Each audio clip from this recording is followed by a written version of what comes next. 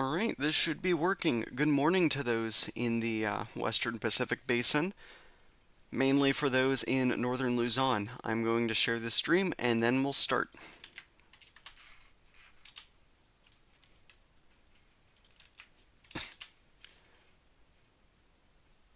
Okay, now if you have any questions and you're watching the stream after it's uploaded to YouTube, then you can always ask questions in the comments and I will I will answer those questions in the next update.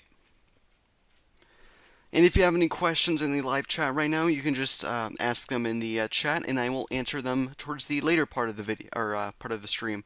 Just for right now, I'm going to mainly go over the broad overview, just because for those who are just watching or who just like want to watch it after it goes live, just so that way anyone can really get an update if they're not able to watch it right now. So let's get started. Now, if we take a look at the unofficial forecast cone over the next 72 hours, and this will show the impacts.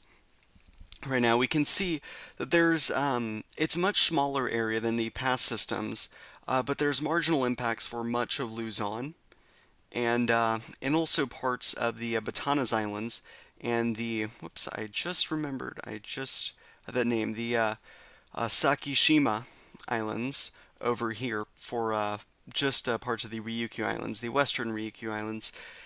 This is mostly for wind and rain. Majority of this is for rain in parts of Luzon and the Mindoro Island. If I pronounce anything wrong, you can just let me know in the chat and that'd be quite helpful. Thank you. Now, if we take a look at the slight impacts, this is parts of northern Luzon, and then going westwards towards if we look at this again, this map here, Pangasinan, and that's mainly for wind threats. But as you go farther south and towards Mindoro, those are mainly rain threats.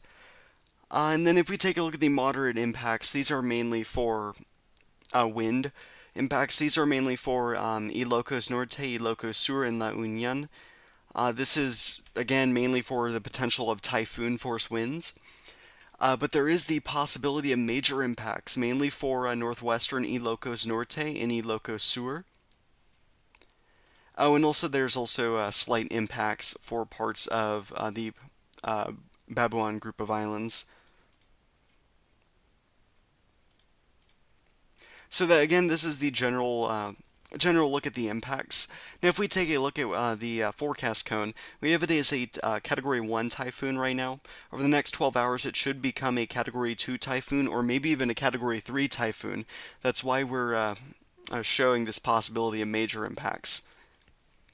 And then after it moves just north, either over parts of Ilocos Norte or just off the coast, it should weaken down to a tropical storm while it's around the Babuan group of islands, and then it will eventually move over the Batanes Islands before eventually reaching the Sakishima Islands as a weak tropical storm, maybe even a remnant low at that point, before then moving in towards just northwest of the Ryukyu Islands and just staying out there and weakening. It will have an interaction with Dante, also known as Francisco. But now if we take a look at the global view of the tropics, we have a lot going on. We have a system in the North Atlantic which has a 10% chance of developing over the next 48 hours. We have two disturbances, one in the Central and Eastern Pacific, and another just mainly in the Eastern Pacific, both with 30% chances of developing over the next 7 days. We have a disturbance in the North Indian Ocean, partially associated with the remnants of wipha, which has a 30% chance of developing over the next 48 hours. We have 12W, which is a fish, or which is, according to the Joint Typhoon Warning Center, a tropical depression. We don't believe it's that just yet. We have it as a 60% chance of developing over the next 48 hours and an 80% chance over the next 7 days as it moves generally towards Japan. And we have Tropical Storm Francisco, also known as Dante in the Philippines, which is going to move towards the Ryukyu Islands and eventually off towards China. And we also have Comay, which is expected to continue rapidly intensifying over the next 24 hours or so. Just under 24 hours. Now, if we take a look at the satellite of Emong here, we can see that it is quite healthy and it is quite a compact system right here. Quite small compared to Luzon, but look at this banding off towards the south now, impacting parts of Luzon, including Metro Manila. This will continue on for at least the next 12 hours or so. And it may actually help disrupt the core that Emong is currently developing, which is why it's rapidly intensifying. If this can stunt its intensification, that would be great. But overall, it's in a low shear environment. Most of these thunderstorms are just sticking over the center of the storm. If we take a look at the infrared imagery, we can see that the cloud tops have not really waned at all. They're still sustaining quite well, and we still have it as a Category 1 typhoon with winds of around 75 knots. If we take a look in the environment it's in right now, overall, it's a very low shear environment, but that southerly band that it's facing, it does have a higher wind shear, so that's why that's more so a just a bunch of thunderstorms and rain bands, which could lead to minor to moderate flooding in parts of Luzon. Now, if we take a look at the sea surface temperatures with this system, it is again quite warm, 29 to 30 degrees Celsius, and it will move over a pocket of 30 again to 29 Celsius waters in the areas just north of the Philippines. And if we take a look at the oceanic heat content here, or more than conducive for rapid intensification. Due to the fact that the system is stalling, it will be using more oceanic heat content than it is mainly just the sea surface temperatures. So it's more than enough for it to sustain long enough until it makes landfall or moves just near Luzon. Looking if there's any good satellite passes, not really. Now, if we take a look at, here's a look at the latest Joint Typhoon Warning Center forecast. Curious to see how strong it's forecasting. Okay, it's forecasting a Category 2 at that point, Category 1 there. Still moving off as a tropical storm. But has it moving more east? That's interesting. And let's see here, does this have it as a typhoon? No, that's not a new update just yet. Leo, I'm just going to see what this is pronounced as real quick.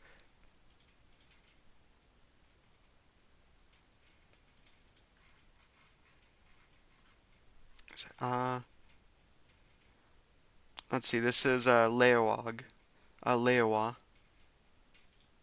Okay, so distance right now, it is approximately, if I pull this up, its center right now, it's roughly around 300 kilometers away from Leowa. And roughly around, again, 300 kilometers away from Ilocos Norte, roughly around 230 kilometers away from Ilocos Sur, roughly around 180 kilometers, 170 kilometers away from La Union, roughly around 110 kilometers away from Pangasinan. Interesting to note that the Joint Typhoon Warning Center forecast has moved slightly more east, which I'm curious as to why they did that. But this has it making landfall somewhere around Ilocos Sur. I believe so. If I pull up this map, yeah, Ilocos Sur.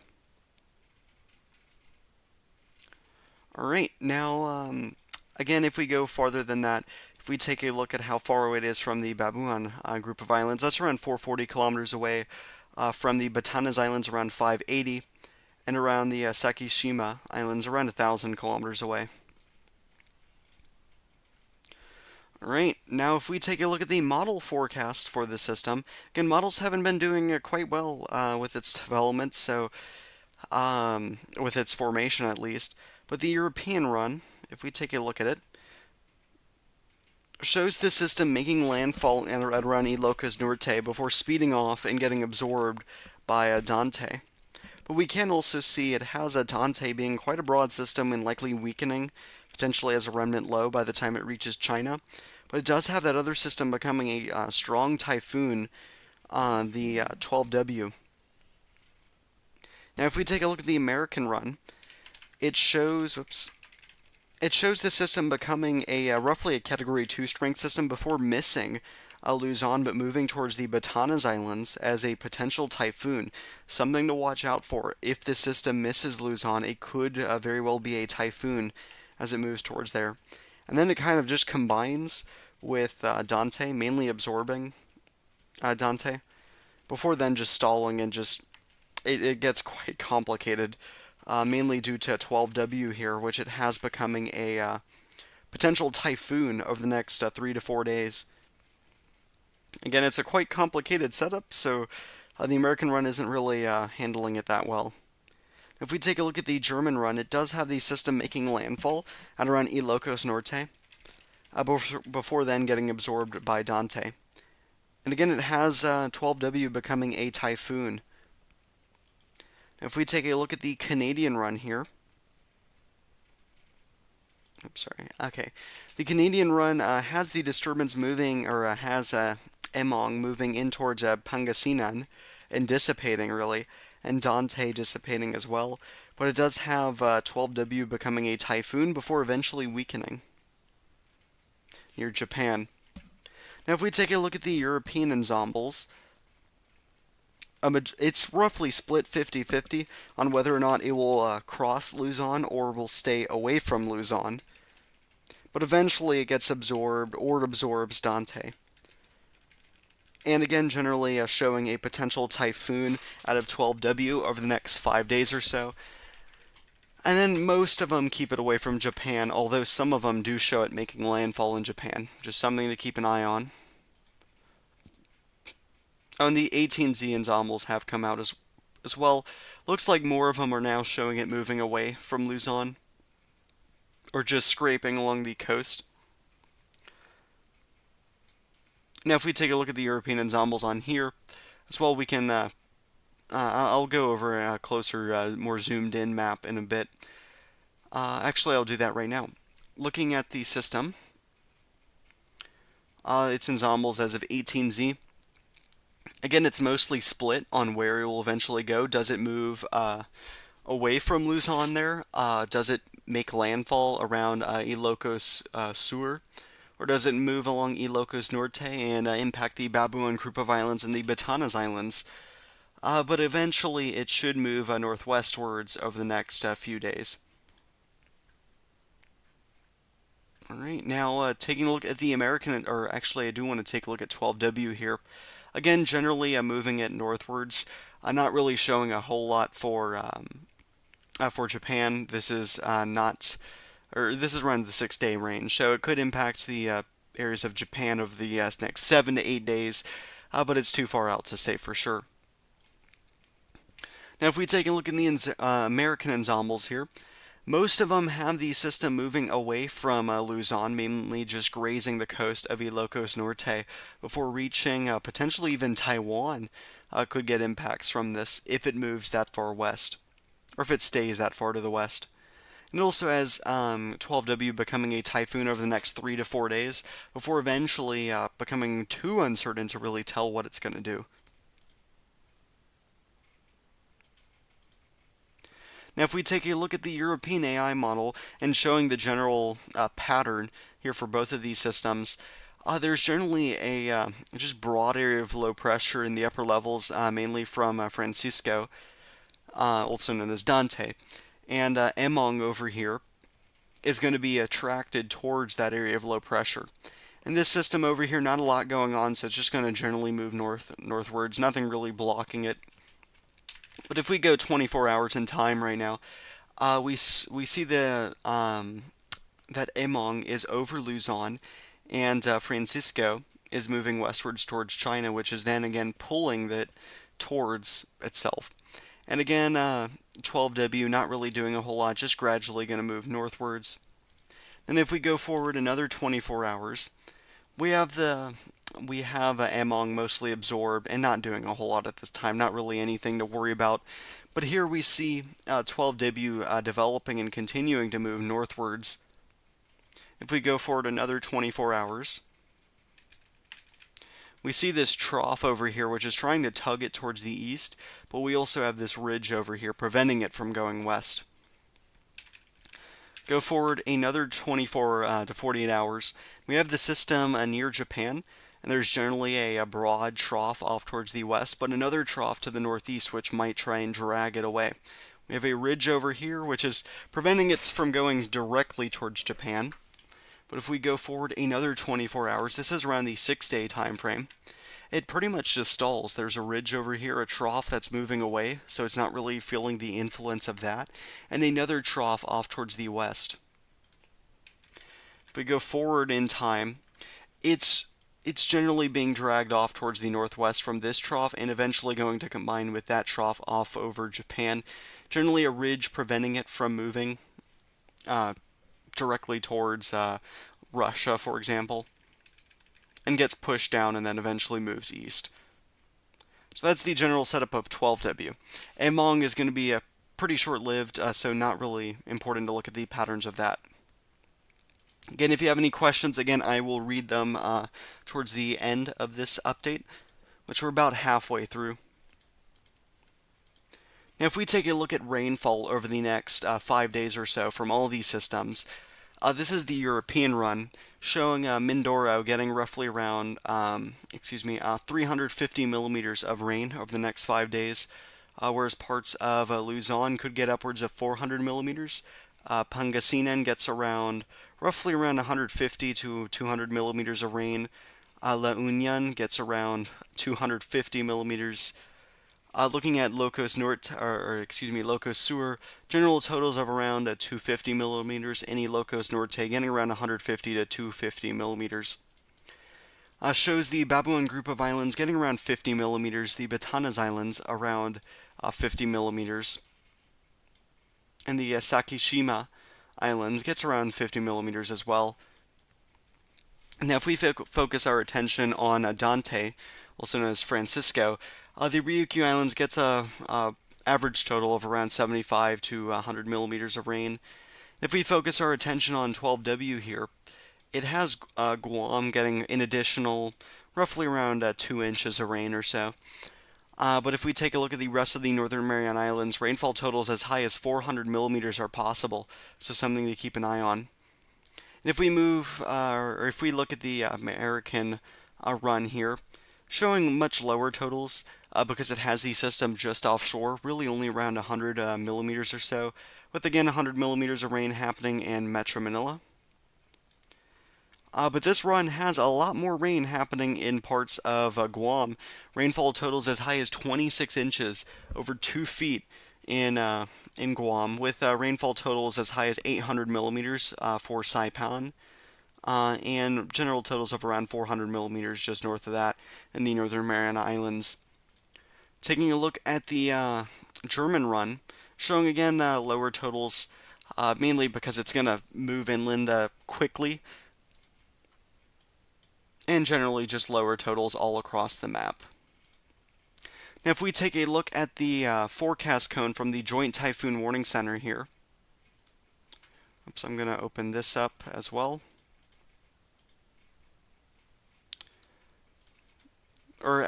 Yes, the Joint Typhoon Warning Center forecast here. I'm going to update it because there's a new one out.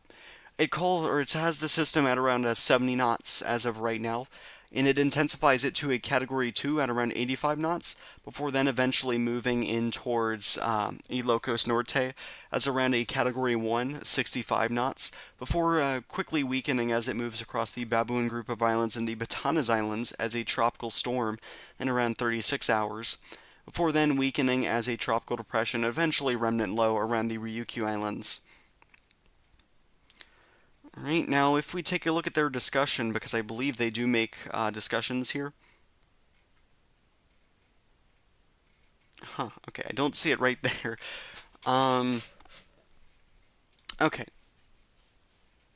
Anyways, if we go past that, and we look at the Pagasa, their latest forecast on the system, they have it as a typhoon, and around a typhoon by the time it makes landfall, and they're forecasting it could make landfall roughly around the Pangasinan, and as far north as Ilocos Norte, or eventually completely missing the island. But it also puts the Babuan group of islands and the Batanes Islands as a possible threat, and then moves it towards the Ryukyu Islands as a tropical depression or low pressure area. If we take a look at the signal warnings here, this is as of 8 a.m. We have Signal 1 warnings for much of the northern Luzon, with the Babuan group of islands and the Batanes Islands included. We have Signal 2 warnings in effect for much of the northwestern portions of Luzon, including Ilocos Norte and Ilocos Sur, and most of Pangasinan and La Union. But there are Signal 3 warnings in effect for parts of La Union and parts of Pangasinan.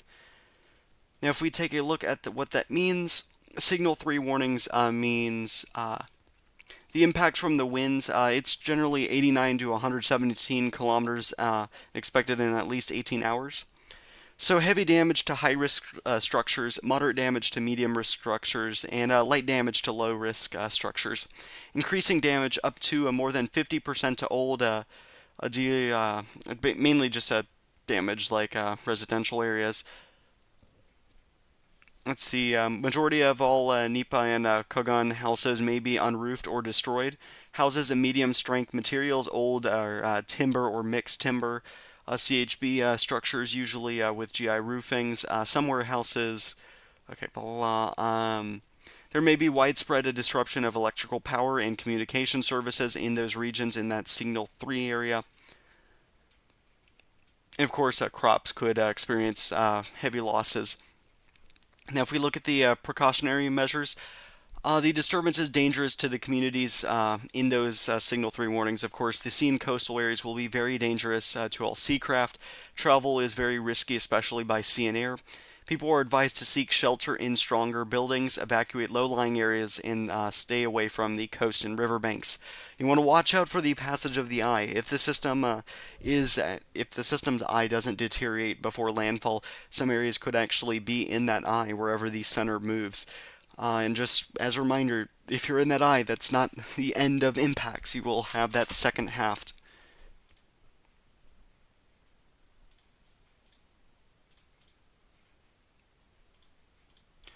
Right, and now another threats, of course, classes and all levels should be suspended in those areas, which I believe most of them are. But now, if we take a look at more graphics here regarding the system. Sorry, I'm going to try and pull it up. More Pegasus updates.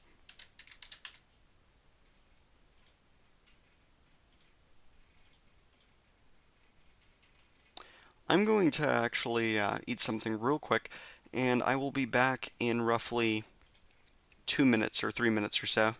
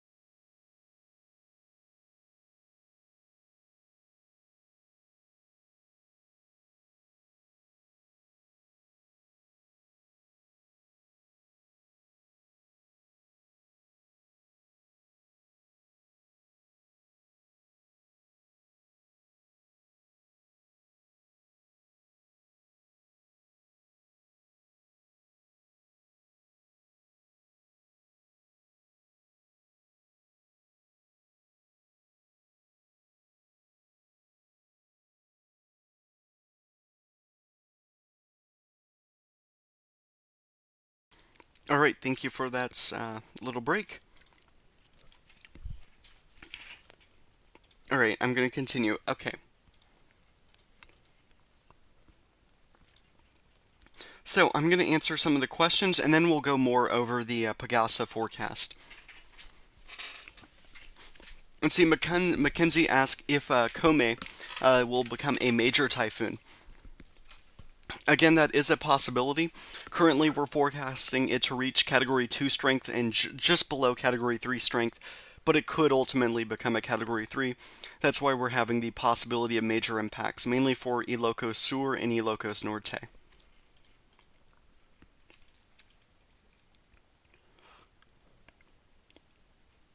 And see, Mackenzie asked if Emong is still eating Dante.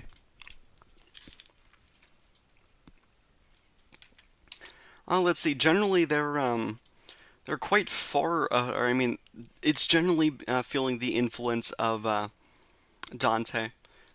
It's in that same low pressure field there.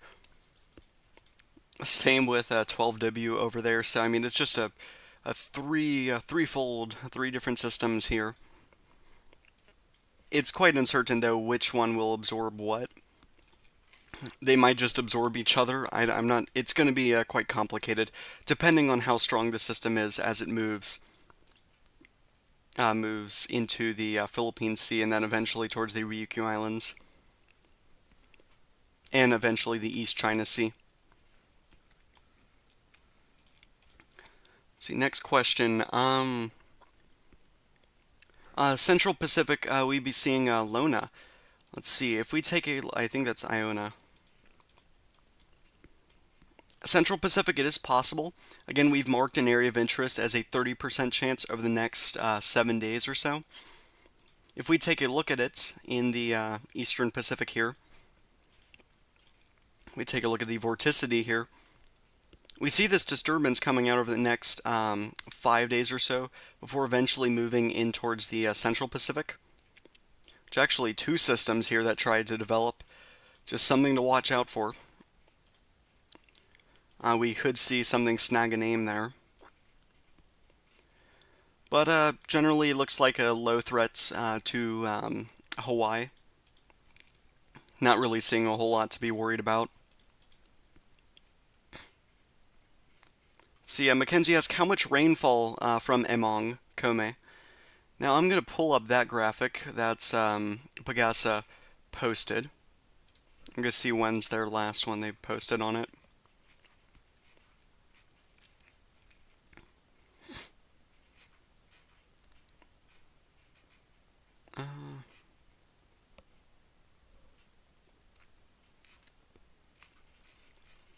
Sorry, I'm scrolling through a bunch of posts to find it. There it is. Okay, now I'll show it to you all. This is over the next 24 hours or so. This would be this was issued out around 5 a.m., so this is from 5 a.m. today to 5 a.m. the next day. We have widespread areas of around 200 plus millimeters for Ilocos Sur, La Union, Pangasinan, and the surrounding areas, all highlighted in red. These areas could experience rainfall rates above 200 millimeters over the next 24 hours alone. Widespread incidents of severe flooding and landslides are expected in these areas. In the orange areas, including Ilocos Norte and Metro Manila, rainfall totals of around 100 to 200 millimeters. Numerous flooding events are likely, especially in areas that are urbanized, low-lying, or near rivers. Landslides likely in moderate to highly susceptible areas. And then we have a lot more areas of around 50 to 100 millimeters of rain. Generally, a localized flooding is possible mainly in areas that are urbanized, low-lying, or near rivers. Landslides are possible in highly susceptible areas. So that's over the next 24 hours or so. If we go on beyond that, I'm sorry, just trying to pull this up. If we go on for tomorrow's forecast, I will open that up now. Again, showing 200 millimeters plus in multiple areas, parts of Ilocos Norte and parts of Mindoro. Again, widespread incidents of severe flooding and landslides are going to be expected in those areas. But also rainfall totals of 100 to 200 millimeters tomorrow could also happen in parts of Pangasinan and La Union, and roughly 50 to 100 millimeters again for a large portion of Luzon, for Ilocos Sur, and parts of Metro Manila. And then if we go on for the next 24 hours beyond that,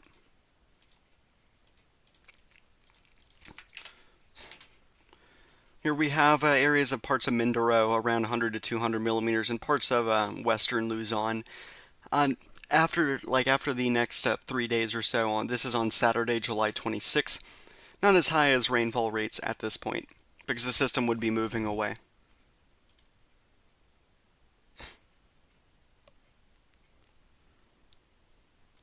Let's see, Gaming with Triple H says it just seems weird for it to not make landfall because there's like high pressures both in Japan and Korea. So for me, it's still a high chance for landfall in Ilocos Sur.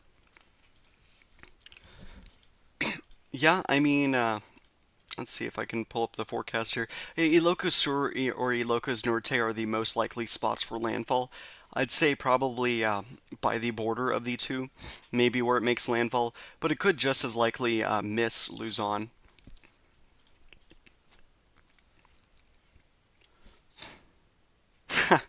That's right, I just saw a message. Um, Mackenzie asked if the Atlantic system will become a tropical storm. It's becoming more and more unlikely now. If we go over into the North Atlantic, or mainly I'm just going to pull this up, and if we pull up the European AI model, not showing a whole lot of development before it moves in towards Texas and Louisiana, so it's not really showing a whole lot. Probably gonna get that disturbance marked as a 0% pretty soon.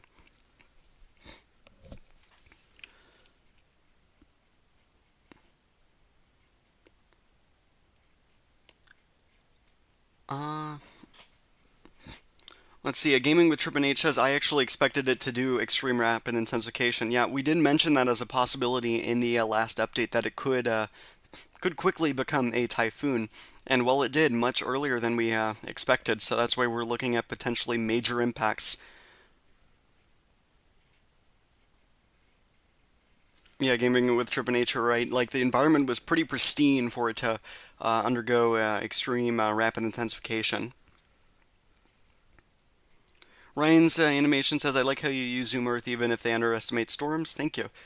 Zoom Earth is a good app to use to look at the forecast cones. This is the Joint Typhoon Warning Center cone, though. If we look at the wind forecast, though, the GFS it likely does a pretty good job at it. I can show you all the forecasts in kilometers per hour. These are wind gusts, just to be clear. Showing wind gusts upwards of 140 kilometers an hour just offshore. And even higher amounts, upwards of 170 kilometers an hour, are possible just offshore, but it keeps most of those stronger winds away from land, only around 70 kilometers an hour across Ilocos Sur, and around 70 to 80 kilometers around Ilocos Norte. This is the American model. Now, when it gets into the Luzon Strait, that's where we get a higher wind impacts in some areas, 80 kilometers an hour for parts of the Babuan group of islands, and eventually roughly 100 kilometers an hour, maybe 110 kilometer an hour wind gust for parts of the Batanes Islands. And then from the Sakishima Islands, mainly around 70 kilometer an hour wind gust, and then weakens beyond that point. Now, if we take a look at the German run here, not really doing a great job at initialization, doesn't really have it as strong. Generally totals of around, maximum wind gusts at around 100 kilometers an hour. It's more similar to the Pagasa forecast.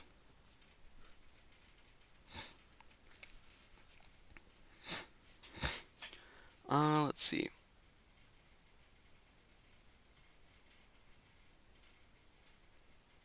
Ryan says, do you think 12W poses a threat to Japan? It is possible, but it is quite far out right now.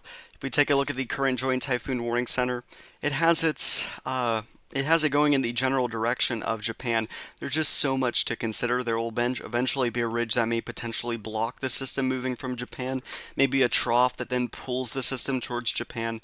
It's pretty scattered out on what it will do.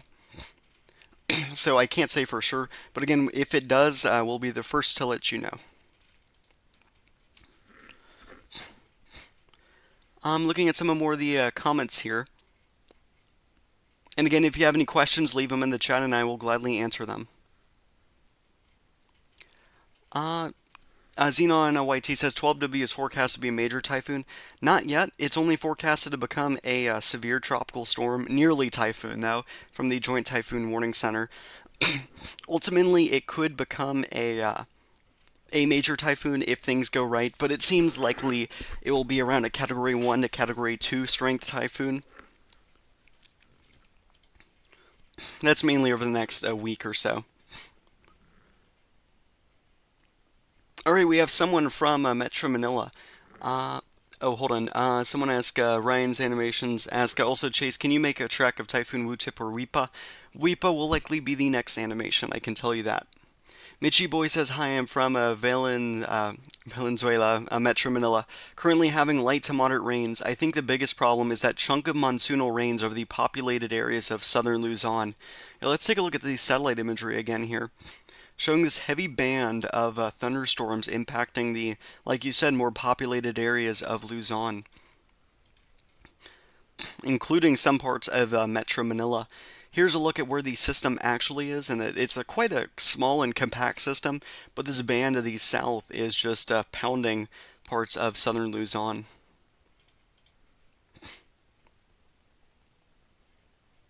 Itchy Boy says small typhoons, despite rapidly intensifying, usually just collapse immediately after landfall and don't cause massive damage compared to expectations. What causes damage, on my experience, is the monsoon.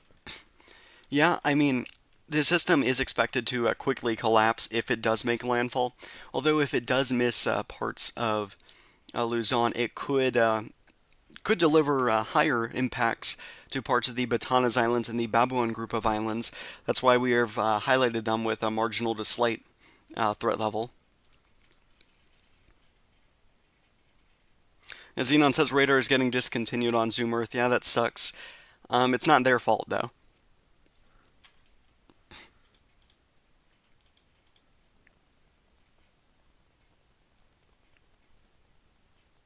Alright, yep, we have our next Western Pacific system. I forget what its name will be. Yeah, I will most likely be doing landfall coverage on this system when it does make its landfall. Again, if you have any questions, just let me know in the chat and I will happily answer. I will want to pull up another graphic, though, that talks about surge. And we will still be right here with you up until the 11 p.m. update. At least that update. Now I am going to pull up the surge map from Pagasa. We have a storm surge warning number 3. This is for the next 36 hours. There is a surge of 1 to 2 meters expected for a large chunk of Luzon, including the Pangasinan, La Union, Ilocos Norte, and Ilocos Sur, and parts of the Babuan group of islands and the Batanes Islands. All could get 1 to 2 meters of surge. So a minimal to moderate risk of storm surge may occur in the next 36 hours. However, residents along the coast are advised to take extra precautions due to high waves. And okay, well, it doesn't say. See attached list. Residents living in these areas stay away from the coast or beach, and you should cancel all marine activities if you haven't already. If you are in a surge-prone area, you should move to higher ground, maybe stay with a friend, as long as the structure is sturdy enough. Be aware and follow all updates. So yes, that's their surge forecasts that they've issued, storm surge warning. As the system is a typhoon, it could deliver up to a meter of surge, or up to 2 meters even.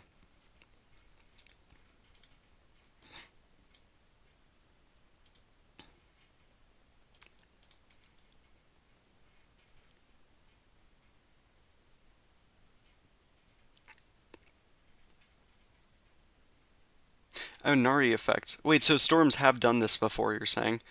Okay. Crosa will be the next international name. Thank you, Gaming with Trippin H. Ryan says, then Belu, Podul, Ling Ling, and all those names. Yes, I'll learn to pronounce them when we get there. Inkyo. Xenon says that the southwest monsoon is perfect for powering typhoons. It happened during a Karina, Christing, Chrising, and Emong. Yep, a lot of moisture in here. And again, it is quite it is in quite the pristine environment right now. I would like to take a look at some of the higher resolution models. These are our hurricane models, but we can use them for typhoons as well. Looking at Emong, this is around 8 p.m. on the 24th, or here, if I go to where it is right now, roughly around 11 p.m.-ish, or 11 a.m., the 24th for you all. Generally in this location, if we go forward around 6 hours towards around 5 p.m., shows it nearing Pangasinan.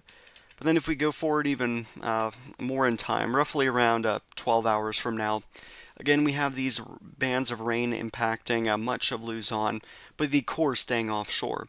If we go forward another 24 hours, this is when it scrapes the coast of Ilocos Norte, but generally stays away. And then if we go beyond that, it impacts the Batanes Islands as a strong storm, before then eventually moving towards the Ryukyu Islands. This is the H-Wharf run, but if we take a look at the HAFS run, the HAFS run shows a landfall happening in Ilocos Norte at around 5 a.m. on the 25th. But it does have the system weakening. It has it peaking in around the next 6 hours or so, before eventually weakening.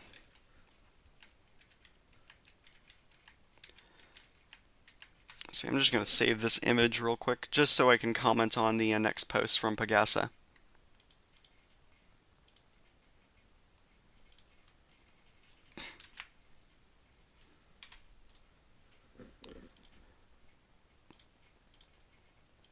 Yep, Xenon says 12W might be Crosa. Again, if we take a look at our tropical outlook as of roughly around 3 hours ago, we've given it around an 80% chance of becoming a tropical cyclone over the next 7 days, so it is quite likely that it will get the name Crosa.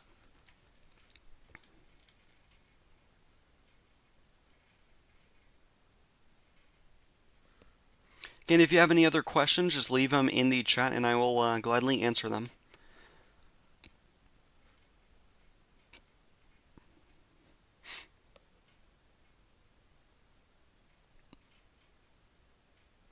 Emong is bombarding my province right now. Xenon, where are you located at?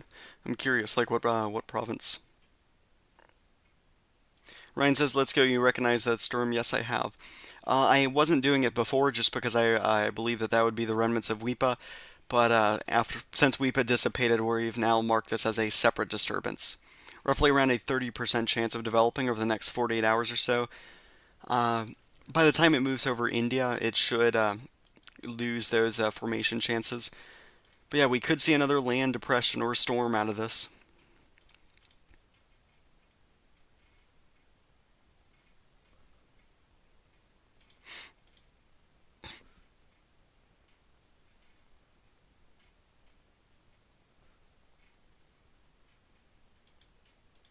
Southern Luzon, alright.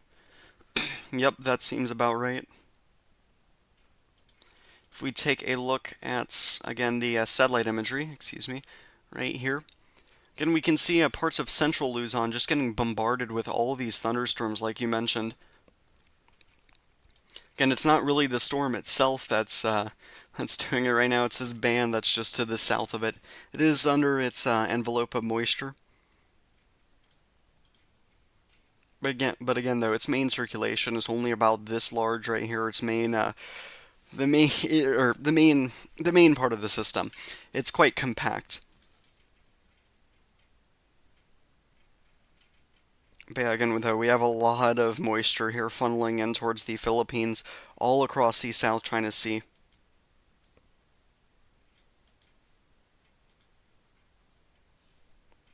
And also we have Francisco up over here, just approaching the Ryukyu Islands right about now. Should reach there around the next 12 hours or so, maybe around 9 hours.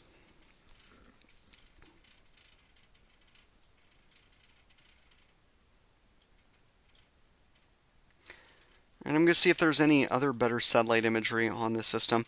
I believe we'll have a mesosector on it. Nope, it is on this system, surprisingly. Francisco. Can't really see what Emong is doing on this, but we can see what Francisco is doing here in its circulation. It's not doing quite well. Most of the thunderstorms are off towards the east, and its center is mostly exposed, other than some debris cirrus here. Some thunderstorms popping up, but again, not a whole lot happening.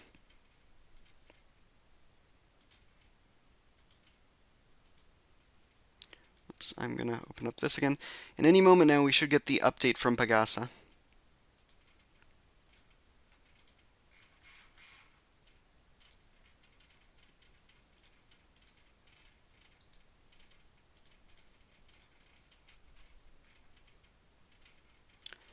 Okay, well, we have a new rainfall forecast. Up there, basically showing the same thing I showed you all before. Okay, but I'll show it in a moment.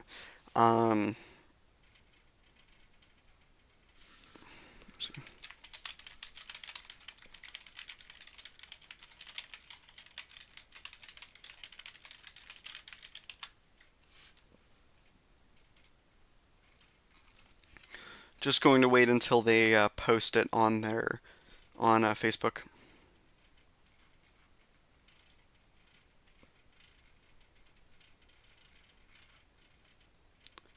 I think I can show it right now.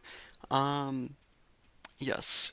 Okay, so if I update the first imagery here, again, this is as of 11 a.m. So here's a look at their first forecast. Here's a look at their updated forecast. Not a whole lot has changed really at all. I think it's about the same forecast. Not seeing really anything changed at all. Just some provinces over here just out of the 50 to 100 millimeter range. If I pull up their next forecast on for tomorrow, tomorrow's rainfall forecast is now slightly lower than before. Not really seeing any areas above 200 millimeters of rain. But again, though, showing rainfall totals of around 100 to 200 millimeters for parts of Ilocos Norte, La Union, and Pangasinan, and parts of the Batanes Islands and the Babuan group of islands. And then if we go on further than that, this is where the threat goes more south, again towards these regions. Not really seeing anything changed in this forecast. Again, though, excuse me, this is just due to that southwesterly monsoon.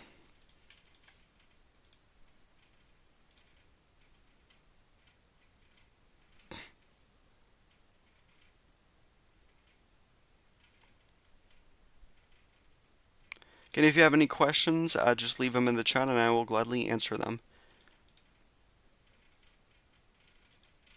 I'm just going to do another check, see if Pagasa post it. Curious what time they post their stuff.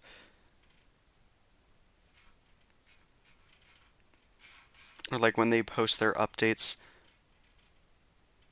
This one is at 8:13, so in around in the next 10 minutes or so we'll get their newest update.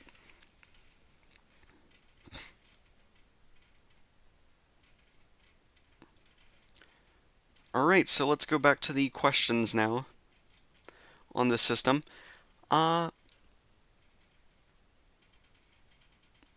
Okay, so, yep, the North Indian Ocean has been dead just like last year. Yeah, mostly. Alright, gaming with Trippin' H says it's very cloudy there. Currently, literally no wind, no rain yet. This is the calm before the storm moment at this point. Yep. Xenon says it's currently lightly raining there. Alright.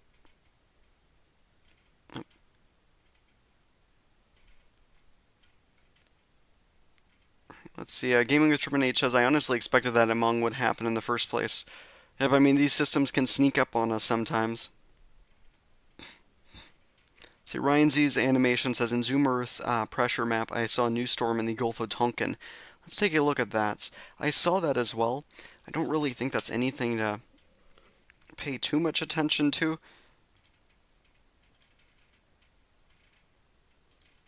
It's just a general area of low pressure. Not really seeing anything happen out of that. If we take a look at the models again, not really anything happens with that. The Gulf of Tonkin, not noticing anything there.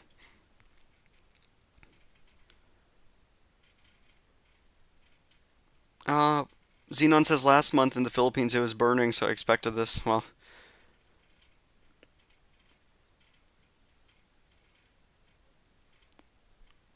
let's see what else. Mackenzie asks if it's possible for Dante to make landfall in China. It is. We'll go over that in a moment. I'm just going to see if there's any new update from Pagasa.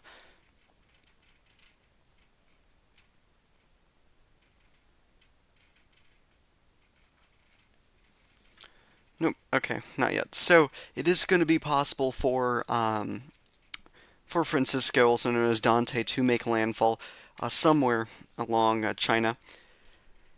It is quite uncertain, though, because of the fact that Emong is going to try and absorb it, or they might just fight over each other. So they are going to be attracted to each other. So while it is going to go west, Emong is going to try and pull it back to the east. On all of these model runs, that's pretty much what happens. None of them really show a landfall because of that. They all just fight over one another. Although in the European ensembles and the American ensembles, it shows a more a more of a possibility of that happening. So again, it's quite uncertain, and fortunately, not it won't really matter that much on impacts.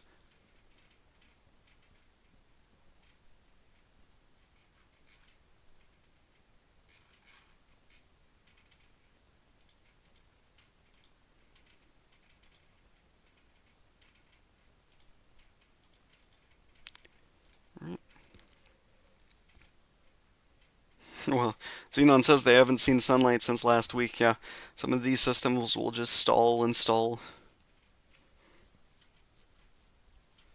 Mackenzie asked if there's something new in the Southwest Indian Ocean. I forgot that I mentioned that a while ago. I'll check on it.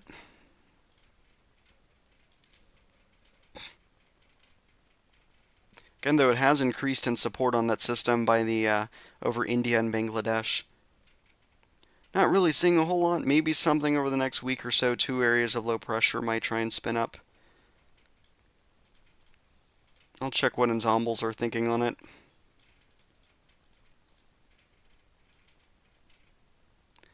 Again, not really seeing a whole lot of support. Actually, the Euro ensembles do show something potentially developing there. And the American ensembles as well. So yeah, something to look out for.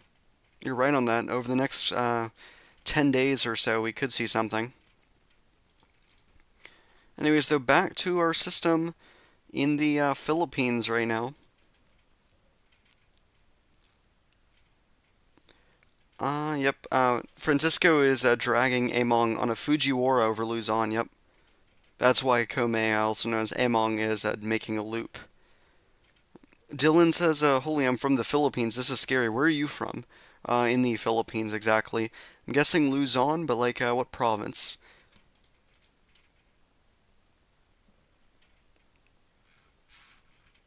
I'm gonna probably do a poll here. Cavites, okay. I'm curious if they're under a signal warning. Let me check. And I don't see them in a signal warning if they're if that's a province. Sorry, I don't know a bunch of that. But yeah, of course, if you have any questions, just let me know. I will gladly answer. I do my best to help you all in the Philippines and really everyone across the world. So I try and answer every question I see. Thankfully, I'm not too large where all the questions get drowned in comments. But yeah, I do my best to answer each and every question that you have.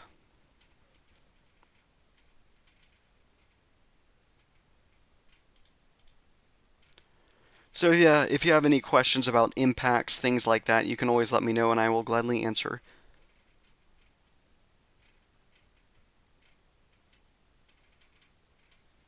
Okay, Cavite's over there. Okay. So for today, only around, or not only, but around 100 to 200 millimeters of rainfall. Numerous flooding events are likely, especially in areas that are urbanized, low-lying, or near rivers. And landslides are likely in moderate to highly susceptible areas. So pay attention to that. Tomorrow, it's the same story.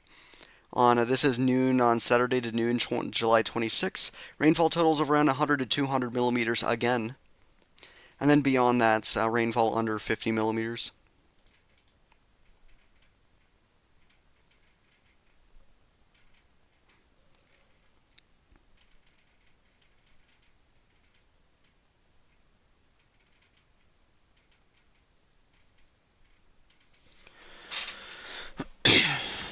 It's so cold here. Oh, and speaking of that, I'm going to look at some of the anomalies right now in terms of extremes. In terms of extreme cold, there's some extreme heat impacting the southern Philippines right now. Generally in the western Pacific, extreme heat impacting parts of Russia as well. Tomorrow, generally pretty warm for parts of the Philippines. On the 25th, same story. 26th, 27th, 28th, same thing. 28th, it's going to be very hot for areas near Cebu City, nearly record highs. But if we take a look at the winds right now, it is very windy across the Philippines today. And then on the 24th, same story. 25th, 26th, 27th, and 28th, it's still going to be quite windy. And then if we take a look at the rain here, it is going to be quite rainy, of course, on the northern portions of Luzon and Mindoro Islands. But then by tomorrow, or by the 24th, it should be a lot less in terms of record-breaking rainfall.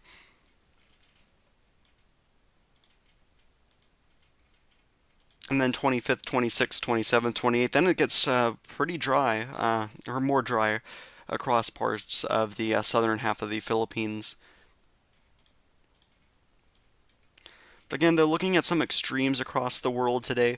Some quite cold weather for parts of Western Australia. Parts of heats impacting parts of the United States. And parts of Sweden and Norway getting pretty much record highs in terms of temperature. Parts of Turkey as well, parts of Russia and China. If we take a look at the wind right now, not a whole lot of record-breaking wind, some happening in the western Mediterranean potentially, and some quite calm weather in parts of the central Pacific.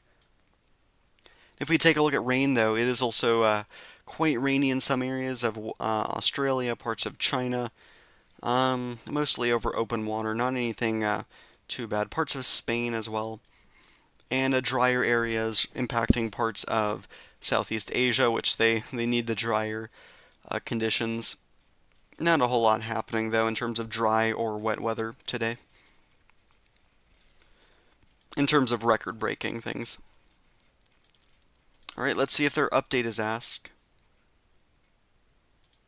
Or if their, update is out.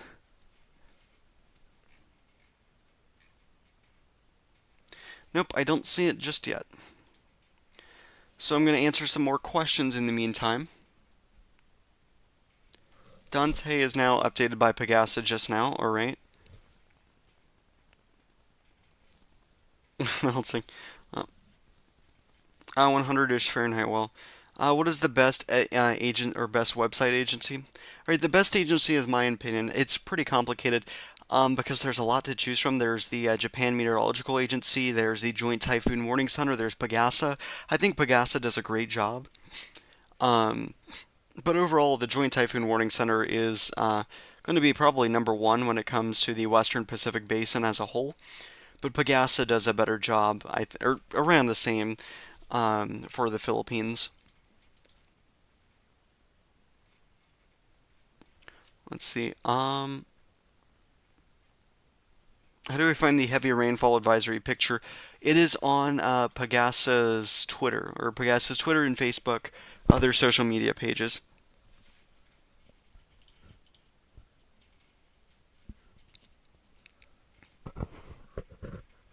Ryan's asked, hey Chase, can you do the hypothetical Western Pacific 2025 animation?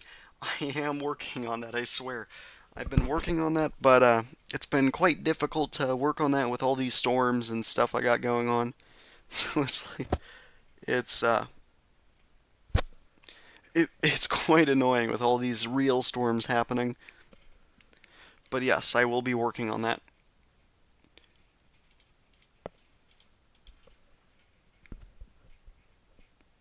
Let's see what else.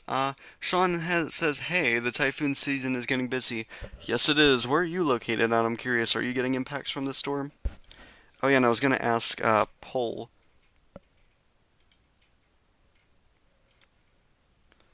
here. What signal warning are you under?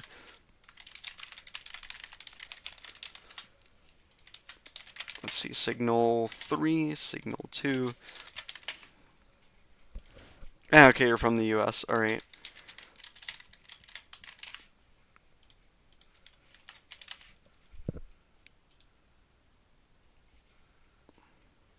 All right. I have added the poll. Again, if you want to know your signal warning, take a look at this map right here.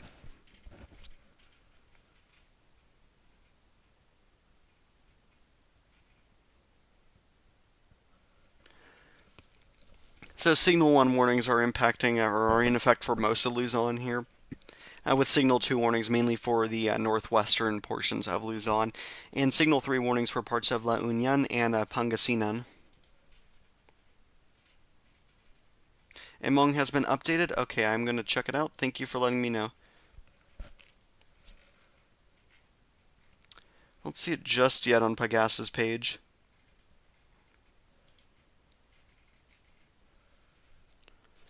Or, I mean, on their social media account.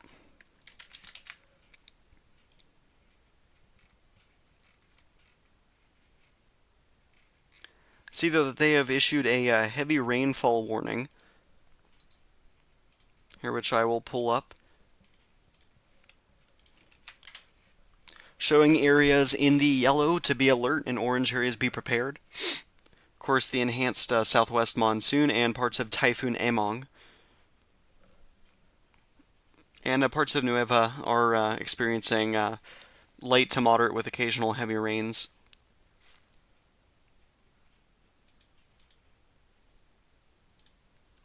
I'll try and open up it on their official website here.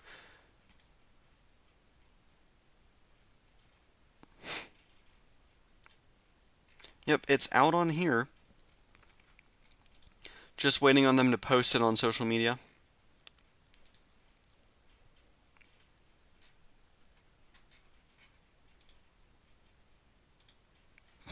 Okay, that's their forecast as of 11 a.m. right here, and I'm going to update. Whoops, I thought that was okay. Never mind. I'm gonna put that right here. So they're forecasting it to become a or still remain a typhoon, become a severe tropical storm by the time it moves over parts of Ilocos Sur or Ilocos Norte. It will be a tropical storm when it's around the Batanes Islands, and a tropical depression and low pressure area by the time it reaches the Ryukyu Islands. Now, if we take a look at the signal warnings, don't think there's been any oh, well, it hasn't updated just yet. That's why. I'll take a look at their website just to check if they've mentioned any more of the new warnings.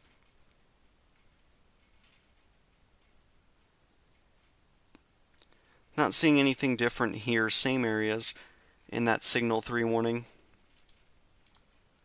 I'm going to update their Facebook, see if they made a post on it. Still nothing yet.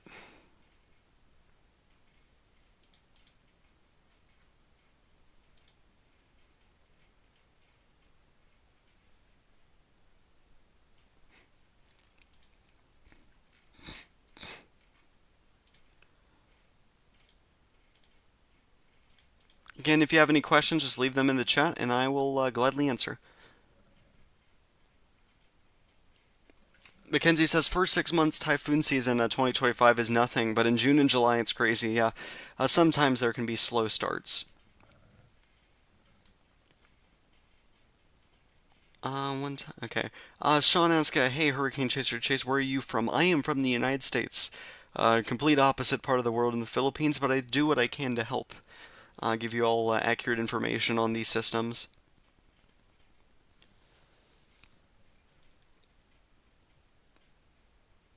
Oh, Pegasus track hasn't updated. That's what you said. Okay. True. Yeah. All right. Thank you.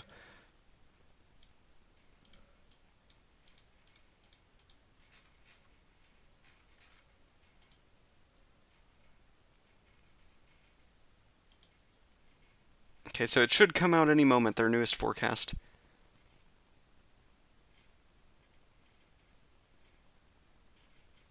Yep, it is hurricane season right now. Not a whole lot, or not much to chase really, but I'll keep an eye on things.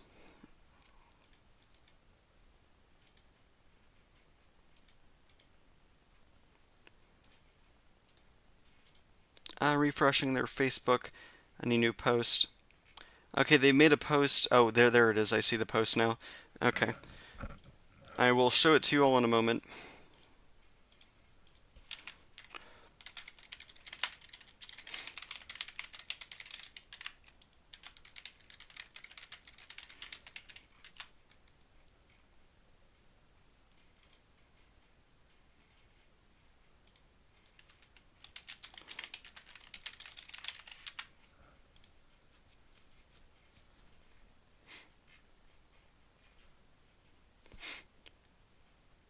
All right. Well, what they posted the 8 a.m. cone, which I don't know if they meant to. I don't know if this is supposed to be the. I mean, I'm kind of confused because this is the. This is advisory number 7, and this says advisory number 7, so I don't know what happened, but yes, it's going to be moving eastward. Oh, I guess this is where their cone. I don't know. This is kind of confusing. I think it broke or something. But anyways, I believe these signal warnings have been updated. Not on here. I will pull up their signal warning map on stream shortly because we have new signal warnings. So we now have, as of the latest update, Signal 3 warnings now in effect for parts of Ilocos Sur, mainly the southwestern part of that province.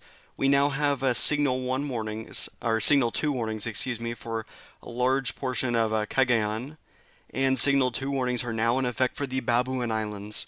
Again, as I was saying before, that the system could be rolling through those islands as a tropical storm or maybe even typhoon if it manages to avoid parts of Luzon.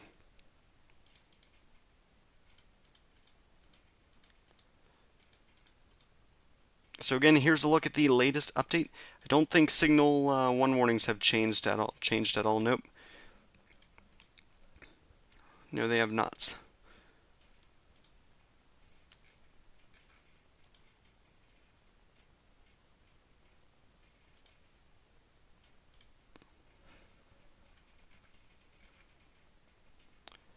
And Dante's advisory has been released, and it has quite a large wind field. I will pull that up as well momentarily. If I go back to their website here. Oh, wait, nope, that's not their website. Where's their website? Here it is. If we take a look at Dante here, it has quite a large wind field of at least strong winds impacting most of the Ryukyu Islands. It does show the system moving towards China and potentially making landfall at around Saturday nights. Just as a low pressure area, though.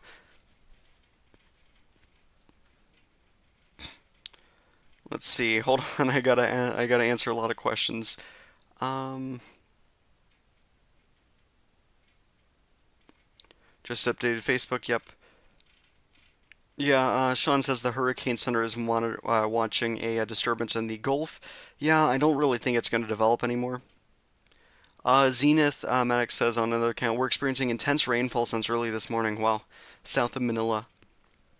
Mackenzie says northern Luzon, not just flooding and landslides, now typhoon winds and storm surge possible. Yes, I mean those areas could experience surge of 1 to 2 meters. That's what's forecasted for parts of Luzon, including La Union, Pangasinan, uh, Ilocos Norte, Ilocos Sur, the Babuan group of islands, and the Batanes Islands. Uh, let's see. Hi, Sebastian. Do you have any questions? I will gladly answer. Zenith says kind of his eye is dying, but I don't know if it's an eyewall replacement cycle. It's really hard to say because, I mean, we can't really see the microwave imagery or anything like that. Honestly, surprised that the satellite imagery on it is being used for Dante instead of Emong, which is the more threatening storm. But we can't really see much of the under the hood structure on it, unfortunately.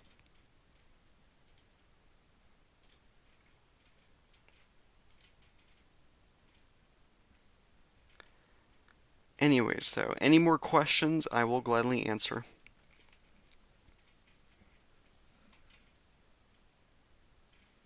Let's see.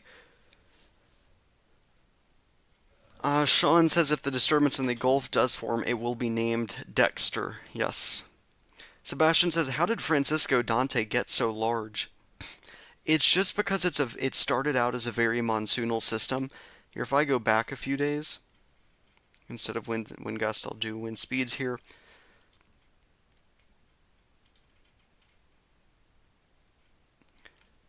It's mainly because the system never had time to get compact, and because of its forward speed, it just kept growing and growing, and there was a lot of moisture left over from parts of wipha. As you can see here, wipha pretty much split in two. When it moved into the South China Sea, it had all these thunderstorms here off towards the east. Wipha was the large one. Over here, wipha grew and grew and grew, and then it split up in two, which those other disturbance, or the leftover thunderstorms eventually led to three disturbances here. Eventually, only two of them decided to develop. And then this system just kept growing and growing. There's good outflow for it, good amount of shear. So its center doesn't have a lot of thunderstorms, but all along that eastern side it has lots of rain and thunderstorms. Some areas here could experience or could get rainfall totals as high as 500 millimeters because of that.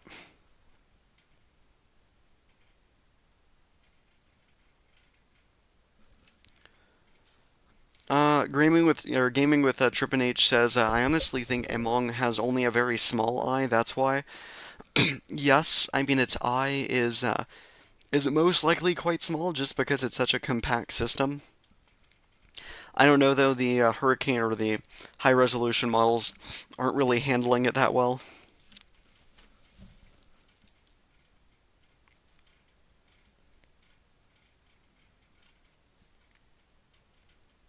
And Gaming with Triple H is right. Creasing gave birth to Dante and Emong. That's quite true because it split up.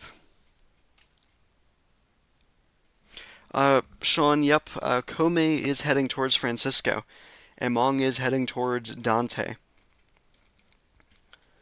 It's because these two are going to do a dance that's called the Fujiwara interaction, or Fujiwara effect. Or pretty much, there's just this broad low pressure area that they're interacting with each other. So as this moves south, it's going to be dragging this system north towards it, and then eventually they're going to be doing this little dance. And whoever wins is anybody's guess at this point.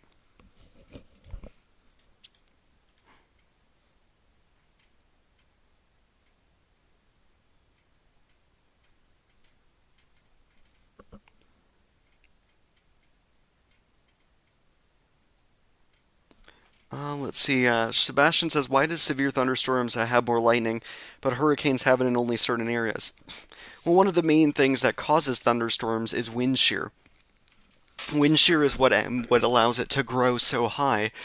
And these tropical cyclones don't have a lot of that wind shear, so it's really only the strongest parts that have those thunderstorms here. If we take a look at radar, or the Radar Plus here on the Windy app, we can see that there's only small amounts of lightning here in the main part of the storm itself. Just because, I mean, it's not growing that high, and it's a different kind of convective burst, and overall just convection clouds and stuff. Not really a bunch of thunderstorms, just more so a bunch of stratoform rain. But here, if we go to the south here, all these bands, if we take a look at the wind shear that it's facing, where the center is here, only around 15 knots at most of shear, so not very high at all. But down in this band here, 25 to 30 to 40 knots of wind shear, all impacting there. So there's a lot of shear to spawn these kind of thunderstorms. So you can see here, just a lot of lightning. And that's why you typically get these thunderstorms or tornadoes in the outer bands of tropical cyclones, not in the core itself. It's only when the core itself is so powerful that it's getting lightning in it.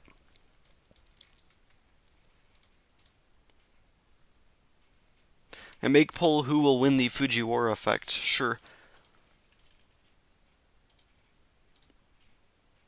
Oh, well, I can't do another poll just yet. I'm going to keep that poll up just so I know what signal warnings people are under.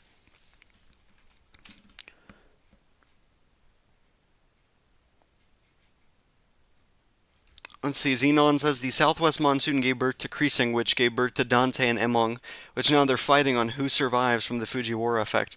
Now the thing about the who survives, they might just cancel each other out. Our latest forecast does have Emong living quite long. It looks like it will move to the northeast while Dante gets sucked up towards it. But again, overall it is quite uncertain.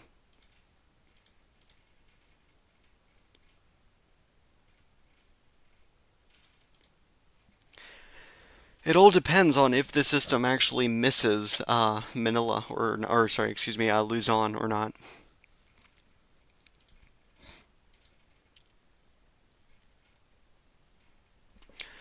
Zenith asks, hold on, sorry, there's a question before that. Again, I try and answer every question. Sebastian says, are you tracking the North Indian Ocean system? Yes, I am. Here, if we take a look at our map here of the global tropics, we've given it around a 30% chance of development over the next 48 hours or so, and that may be conservative. If we take a look at the European AI model on its development, we go to the North Indian Ocean. We can see the system does get its act together thanks to the remnants of wipha, and it does have it being quite a lot of vorticity there, so quite a good circulation develops out of that. So yeah, I mean, we could see a tropical depression out of this, maybe even tropical storm if things go perfectly right with it. And then maybe even another system after that. I mean, the environment's quite favorable for this. I believe so. If we take a look at wind shear, where it's going to be, it's not a whole lot of wind shear, mainly just on the south side of it. But it's in a combination there with an upper level, let's see, what was I going to say? Upper level anticyclone. A small one, but it is helping aid its development.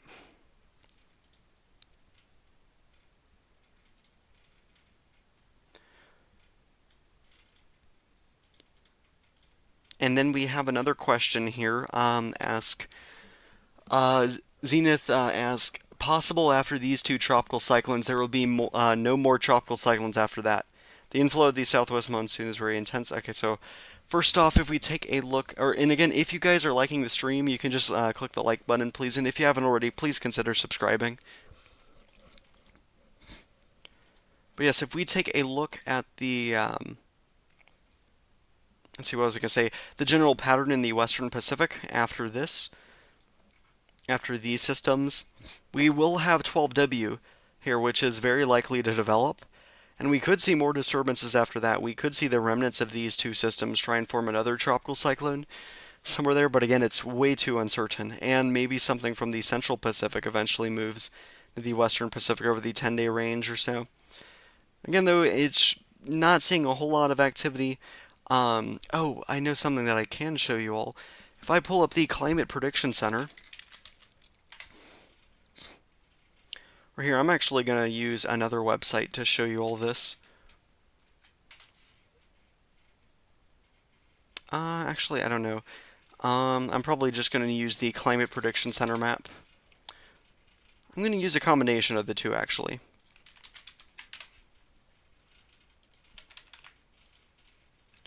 Alright, now this is a look at the WeatherWise app. This is an app that's pretty good for graphic making.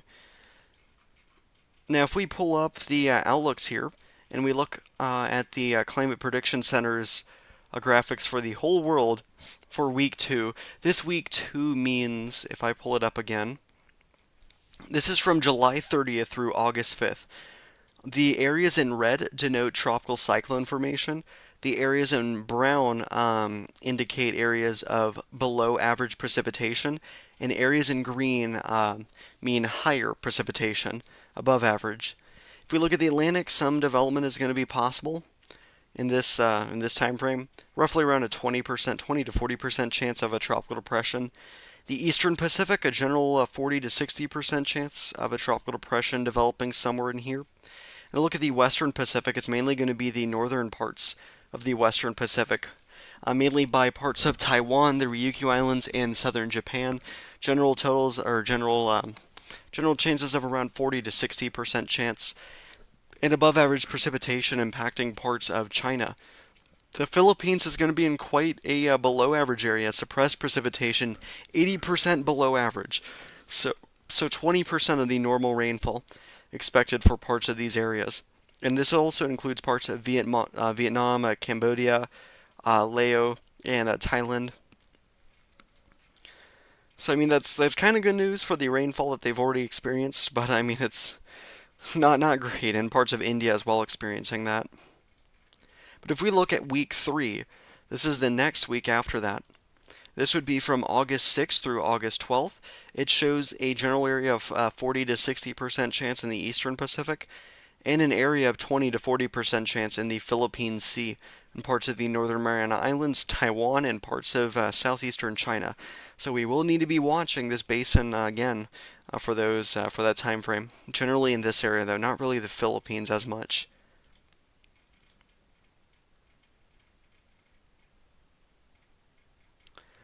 Let's see. Any other questions here? Okay, there's a lot of questions. Sorry, I'm going down them. Let's see. I think West Pacific will rest for a bit in August. I guess I was gaming with Triple H. Not really. Sean says I'm not sure if Francisco is a boy or girl name. I think that's a boy name. Since we had multiple intense storms yesterday with over 60-mile-an-hour winds. Okay.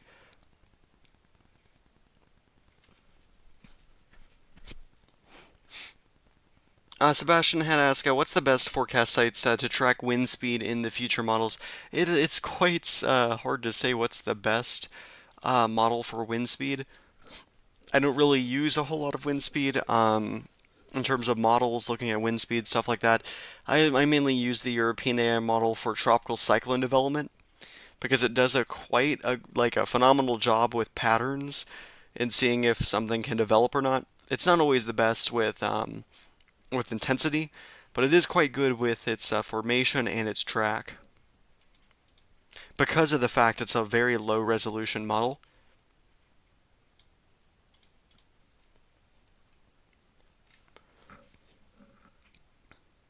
Mackenzie asks, what is the best forecast track not including the Joint Typhoon Warning Center? That would be the Pagasa, in my opinion,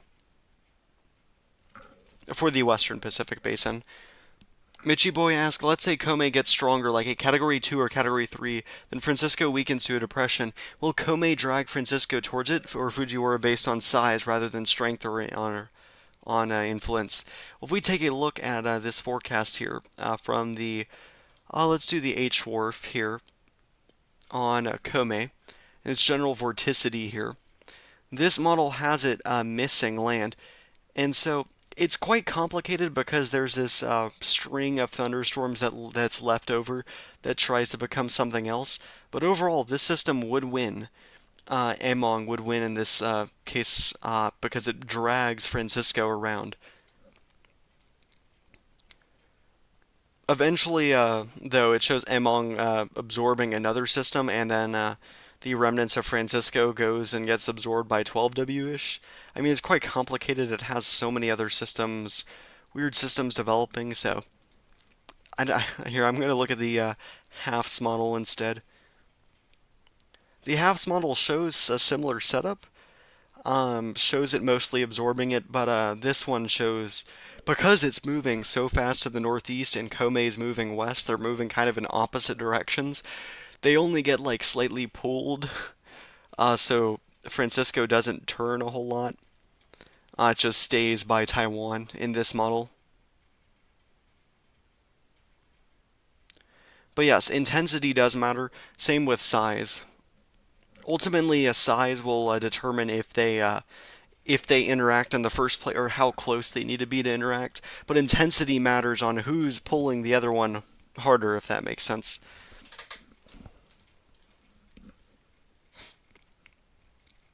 See other questions here, and again, if you have any questions, just leave them in the chat, and I will gladly answer them. I like to answer all the questions, though, so I go in order.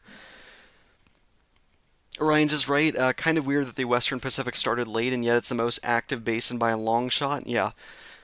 Yes, the Eastern Pacific was king for a bit. Let's see. Zena says the best for me is the European. Okay, anyways. Sean asks, is Dexter a girl name or a boy name? Where we had Bear, or I think it was Barry, right, as a boy name in the Atlantic. It was was it? It was, I think it was Andrea. Yeah, that's a girl name. Then Barry is a boy name. Then Chantal would be a girl name, and then Dexter would be a boy name, replacing Dorian.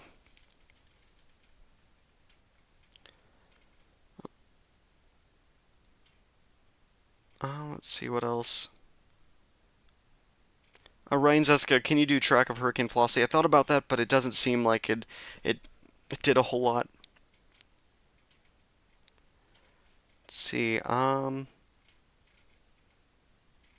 asks, Chase, when will you end this stream? I'm getting sleepy. I don't know. Until there's like a halt in the amount of questions, I will keep going until I need to stop.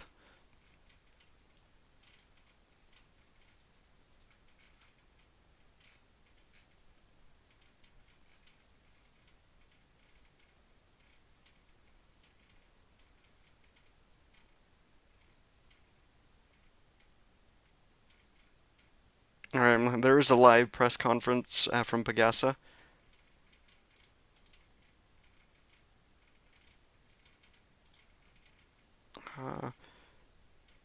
I'm gonna just... So hanggang 90 kilometers per hour, patuloy po itong kumikilos northwest sa bilis na 30 kilometers per hour. So may kabilisan po ito sa ngayon at kita dito sa ating animation na palabas na po siya ng ating area of responsibility either mamayang hapon or gabi.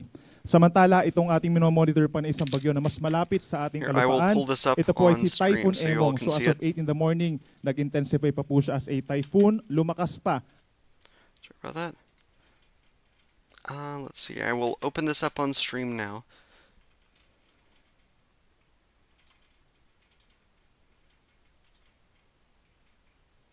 Okay, why did it stop? Here it is. Sa bilis na 30 kilometers per hour. So may kabilisan po ito sa ngayon at kita dito pakanan po, pabalik na muli dito sa kalupaan po ng Northern Luzon. Samantala, bukod pa dyan, meron po tayong minomonitor na panibagong tropical depression or mahinang bagyo sa labas po ng Philippine Area of Responsibility dito po sa kaliwa ng Southern Guam. Ito po ay tropical depression The system na should nasa remain out to sea. 2,065 kilometers po silangan ng Southern Luzon as of 10 in the morning. Base naman po sa ating analysis, wala itong direktang epekto po sa ngayon at hindi naman inaasahang papasok ng ating PAR dahil kikilos po ito pahilaga dito po sa North Pacific Ocean.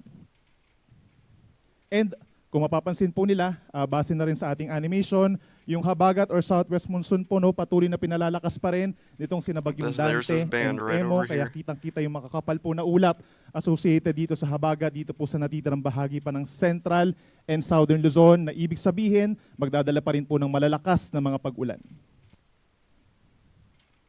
Sa ngayon po, meron pa rin tayong nakataas na tropical cyclone wind signal number 3 or babala po sa malakas na hangin.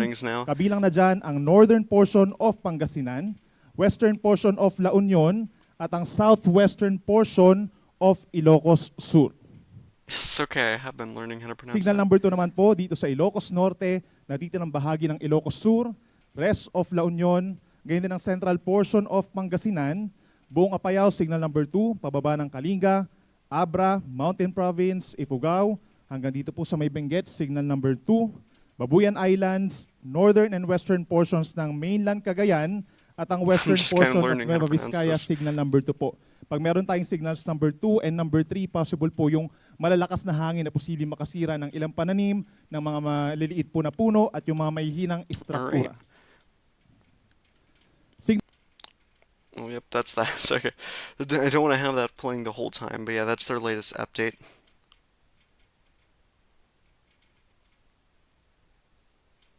Yes, I don't speak that here. So just wanted to show that there. They're basically just talking about these signal warnings and where they're located at.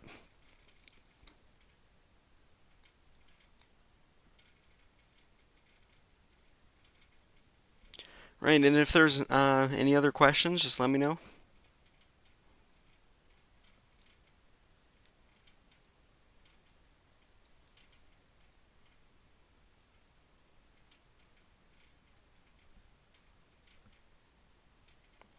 Otherwise, that seems to be it.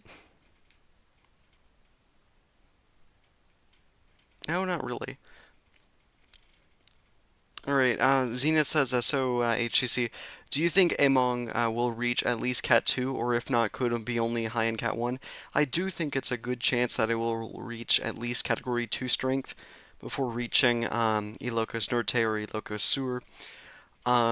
But it should most definitely be at least a Category 1, a high-end Cat 1, is what I mean. Should become a Category 2, maybe even near a Category 3 strength. It's really hard telling without a lot of radar data. We're just seeing these continuous bursts on that southern and eastern side, so we can't really tell a whole lot on what's happening just yet.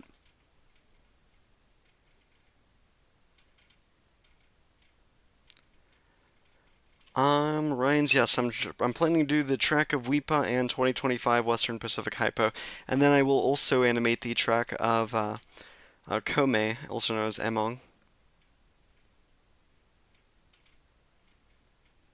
Bitchy Boy says Pagasa usually gives English briefings. I'm glad they're moving towards a more Taglish language, the combination of Tagalog and English. Is that why, I am just asking you, Mitchy Boy, is that why they use some English words as well? Because, like, it's confusing for me because it's like they say things that are in their language and they say things that are in English. Like, they say clearly English words, and then they go back to speaking another language. So I was kind of confused. Like, they use some easy to understand American or English words. It's kind of confusing because I'm like, what language are they speaking? Are they speaking English? Are they speaking whatever?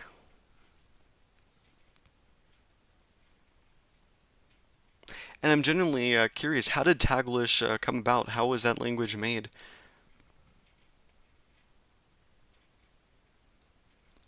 Yep, Tropical Depression 12 is not expected to go inside the Filipino area of responsibility.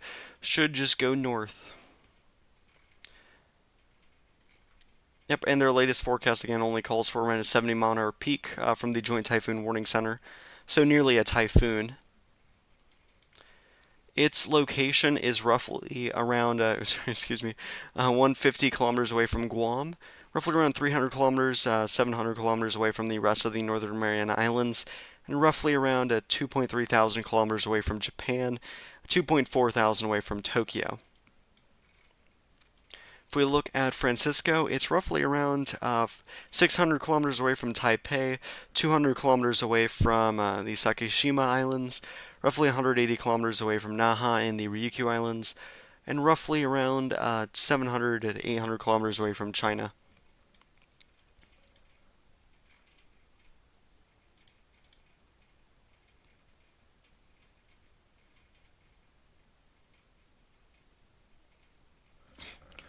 Let's see.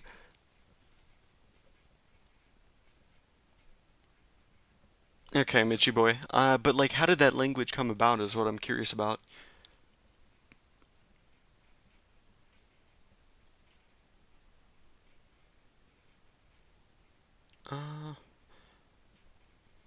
Zenith, I don't think that the Western Pacific will rest a bit after this, honestly. Sebastian asks, Zoom Earth is saying Comay Emong is around 80 miles an hour. Is there more accurate ways to check it? Oh, what this shows is this shows the typhoon or the Joint Typhoon Warning Center forecast. They are from Hawaii, and they are the ones who operate the ATCWF, and that's what these points are. Basically, it's their analysis. There isn't really anything better because they use our standard in the United States. So not a whole lot of better tools out there than Zoom Earth for this kind of wind speed stuff. Wind speed that I use is just unofficial estimates. Joint Typhoon Warning Center is actually unofficial, by the way. It's the Japan Meteorological Agency that's the official. In Pagasa.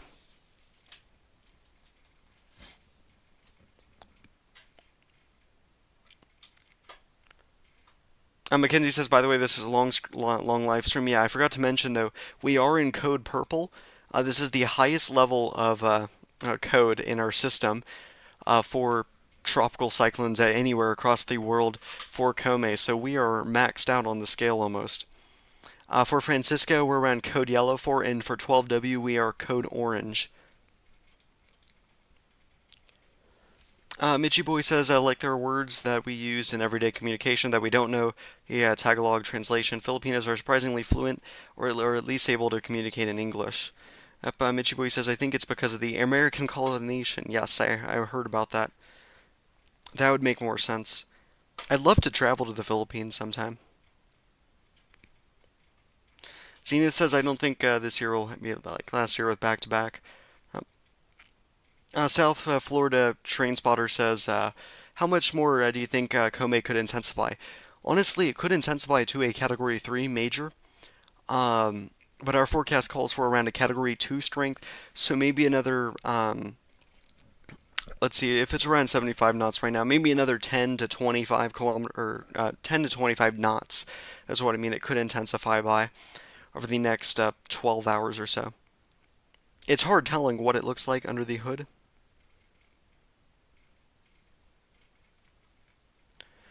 See, Gaming with Triple H says that the Spanish did invade the Philippines. Well, yeah.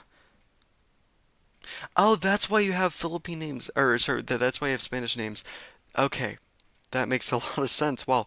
I was so curious, like, why. I was talking to someone when I was talking about, like, the Spanish names and how they sound like Spanish.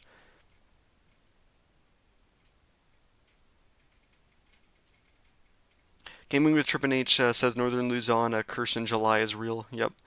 Same for November last year is what Ryan says. Yes. Okay, and if you haven't joined the Discord already, our Discord server, be sure to consider joining. I will send the Discord server in the chat. Or if any of you are curious in joining, we are the largest non-toxic weather Discord server. So if you're interested in tracking these kind of tropical cyclones, you can just hop in there. Let me know you came from the stream in the verification channel, and I will gladly verify you. And if you want to stay up to date on our on these systems while I'm not doing live streams, you should follow my Twitter or X account. I will post that in the stream chat as well.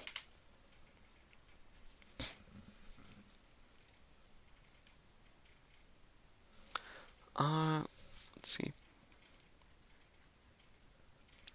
South Florida Train Spotter says, if this does get as strong as the Category 3, this could be one of our first strong typhoons to move generally east, but I may be wrong. Please correct me if I'm wrong.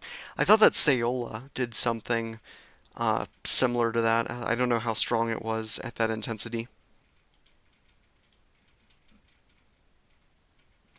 But yes, I mean, it's quite rare for these storms to be moving east. This is mainly due to Francisco, also known as Dante, that's pulling it that direction. Oh yeah, Kraton. I guess that was moving northeast. Yeah, you're right on that.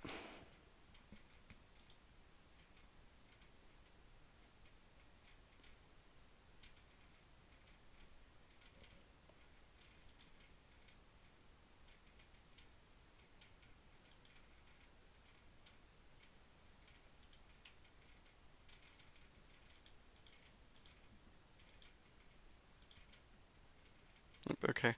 Oh wait, what's happening? Okay, just making sure everything's working. All right. Mhm.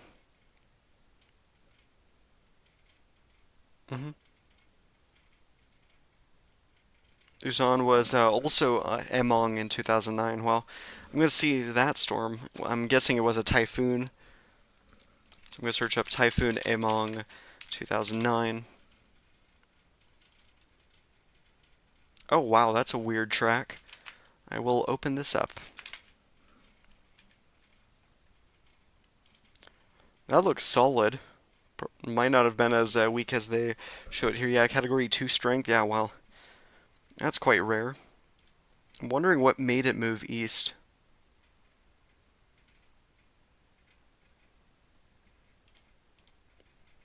That was in May. I'm guessing that there was another system somewhere that was pulling it that way. No, it looks like all these systems were moving east that time.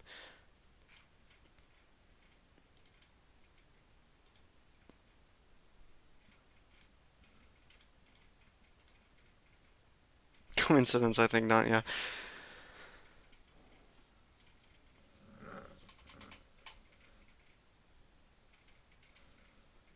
Possible analog, maybe? Not really. It's moving in a different kind of path. Again, this one's moving northeast. The system, or that other one, is moving more due east. Not really an analog, in my opinion. Sebastian says that Chase, when was the last tornado you saw in Florida? I have not seen a tornado in Florida.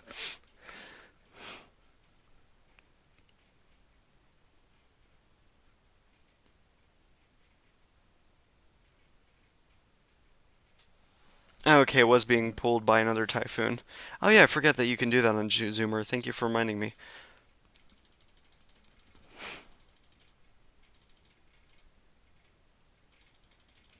So it was the beginning portion of May. Not really, in my opinion. It's not being pulled by that system.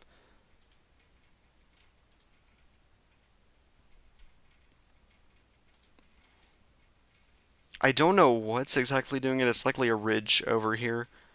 Not a lot of thunderstorms at all there.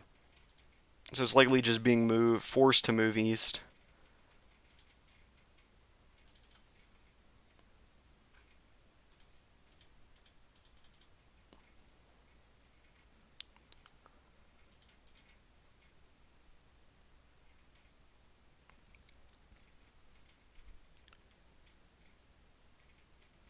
Mm-hmm. Okay.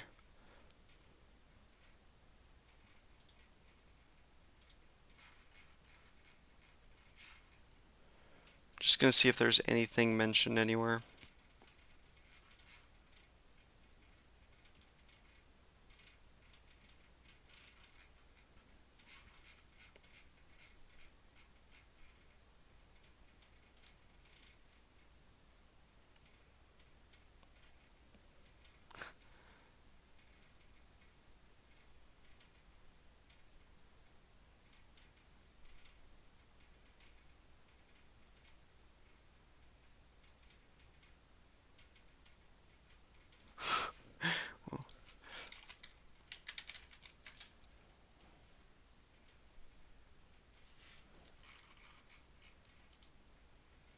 Somebody found my one of my comments on YouTube Shorts.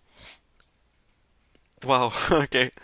I didn't. This was from 4 months ago. I was like, thank you. Somebody saved me time on a video, and I was like, oh, thank you. Well,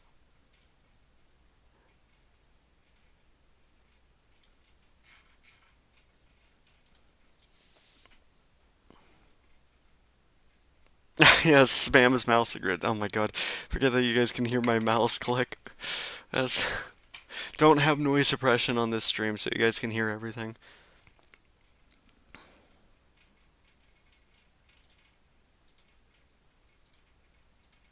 Among Us.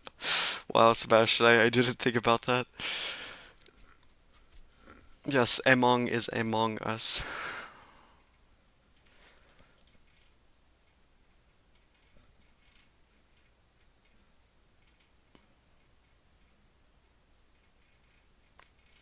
Also, what sites can you find the latest radar images aside from windy?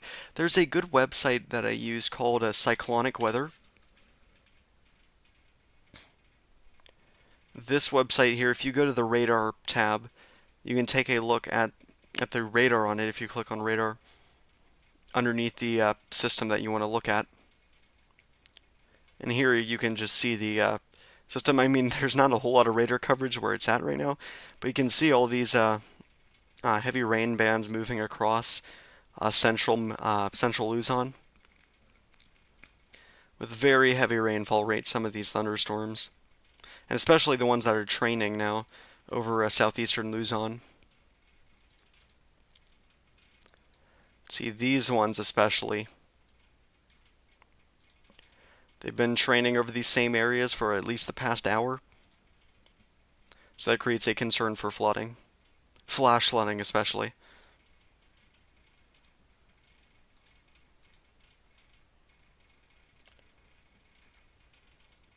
Well, the radar thing isn't really updating a whole lot. Oh, it's because that it hasn't really moved at all. Yep, just this line of storms by eastern Luzon there.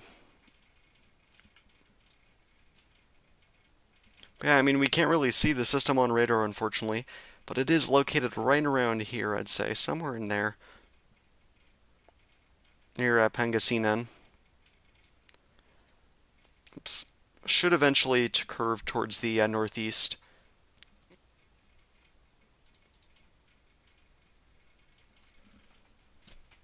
Of course. Yep, we have a high chance of getting Crosa out of 12W. Officially, it is already, or sorry, not officially, according to the Joint Typhoon Warning Center, and I guess officially, it is a tropical depression, but, whoops. Personally, I don't have it as such. It's too disorganized, in my opinion. We can actually take a look at the scatterometer passes. They might have come out for the system.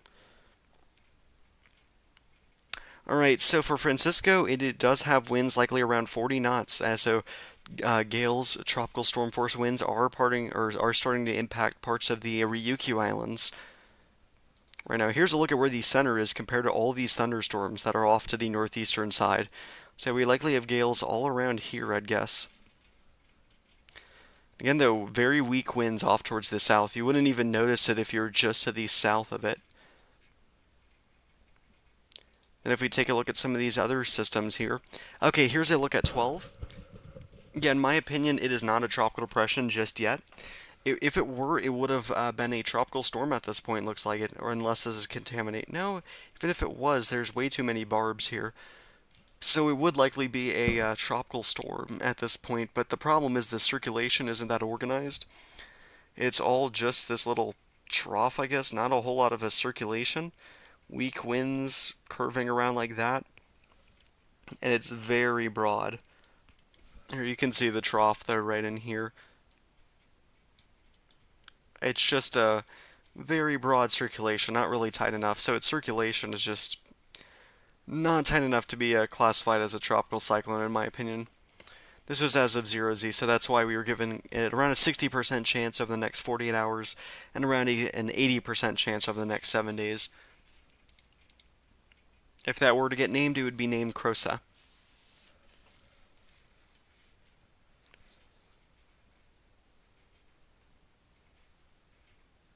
Oh, dang, and Michi Boy says, latest news says that the Laguna de Bay is overflowing and it's the province and body of water directly below Manila.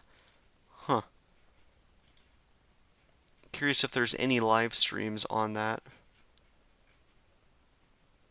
Oh, I'm guessing it's this right here. Yes, this one. Let's see if there's any cameras along it.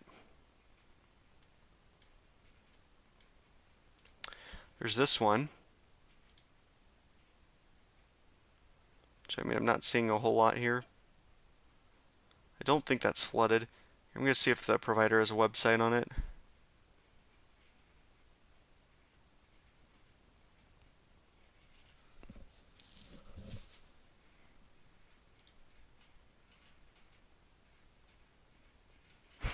What? No, that's not what I meant.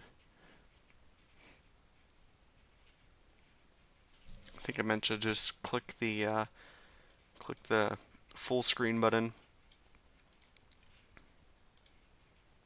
Oh, yes, it is live. That's nice. So yeah, I mean, we can see some light rain, light to heavy rain happening right now. Wind is kind of calm, I'd say. That's the Laguna Gateway. If we take a look more at Metro Manila, though, actually, I'm going to zoom in even further to take a look at some of these cameras here. Guess that's when it was dry.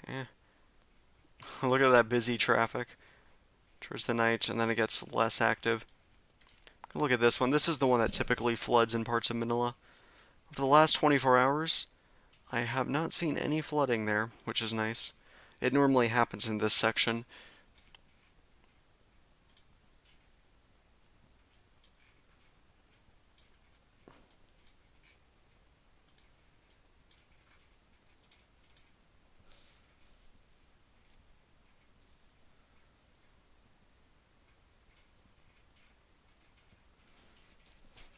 Let's see what other questions here.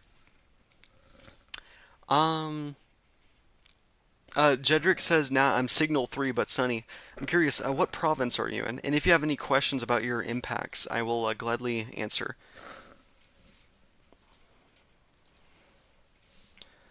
You're either in Ilocos Sur, La Union, or Pangasinan.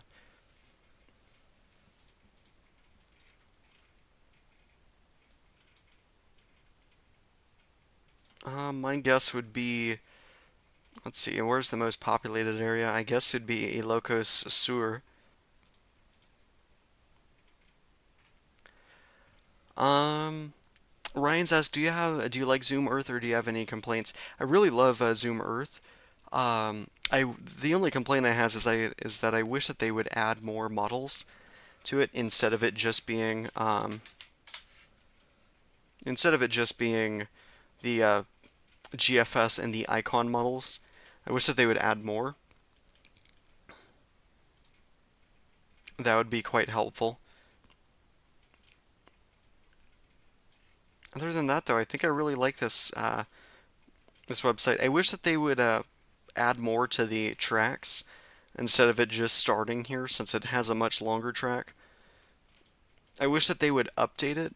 Update it as well when the Joint Typhoon Warning Center does overrides, stuff like that, in real time. That's my only not really complaints, but just more so suggestions. Let's look at more of the chat here. So far, what I've noticed for the Western Pacific storms, that closer to land systems did have better chances at getting stronger. Could say something for next month, maybe. As Ivan says, hi guys, what's up? Raining in Philippines because Super Typhoon Emong is here. It's not Super Typhoon.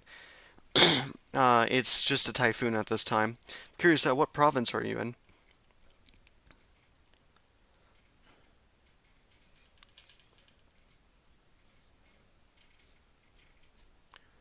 Alright, Ryan says once the stream hits the 120-minute mark, I'm going to go to bed since it's past midnight. Yeah, it is.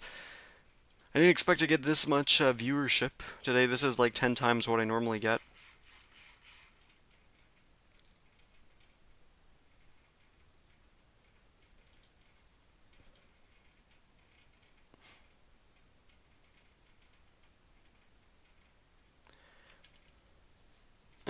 Okay, actually, Pangasinan is the most popular region there. Interesting. Yeah, I guess that makes sense. It's also a larger area there. But my thing, though, is they'd have to be in the northwestern tip of it. Which it doesn't seem like that has a whole lot. I guess not really a whole lot of stuff on the west coast.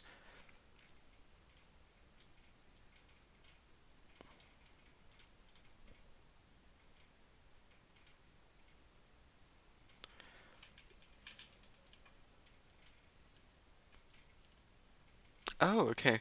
Well, hold on. Let's see. Ivan says yes because not all typhoon in the Philippines, but Typhoon Emong are categories 2 by the next Fabian Philippine. Okay. Mitchy Boy says, do you also have a Facebook page? Filipinos are usually more active on it. Yes, I do. I will share that with you. I saw that Pagasa has a lot of followers there, so I decided to comment on it. Whoops. I will share it in a moment. I just want to see the, because I realize that I might actually get more followers that way if I comment on there, and I'd like to do live streams on Facebook. Uh, Whoa, I think I just gained a lot of followers. Whoa. Whoa, I think.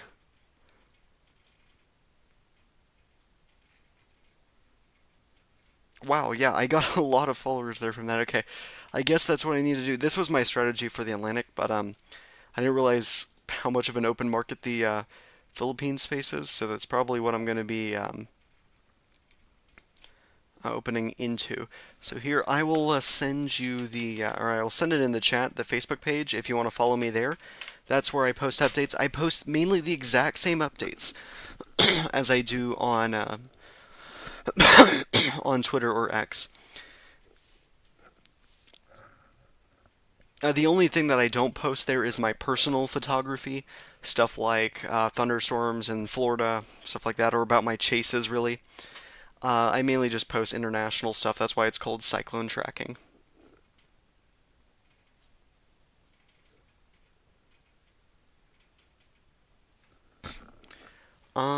South Florida Train Spotter says, my focus is mainly on the Western Pacific right now because the North Atlantic, Fort Lauderdale is where you're at. That's cool. I'm near Pembroke Pines, if you know where that is. Has been very quiet, and thanks for the updates. You're pretty much the only one, or pretty much one of the only ones live on the storm. Yep. Oh, 512 views? Whoa, hold on. That's what it says.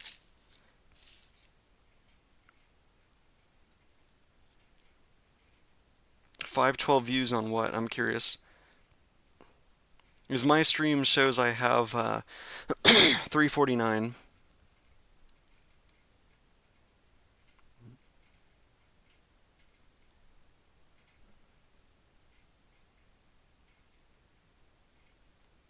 Oh, on Facebook? What is the views for exactly? The views on Facebook, like, are they for my profile? Or are they for my post?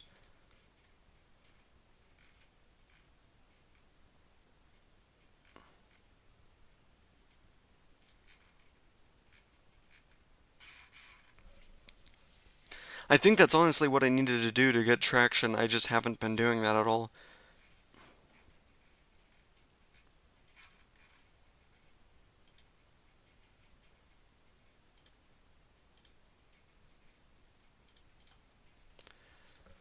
Um,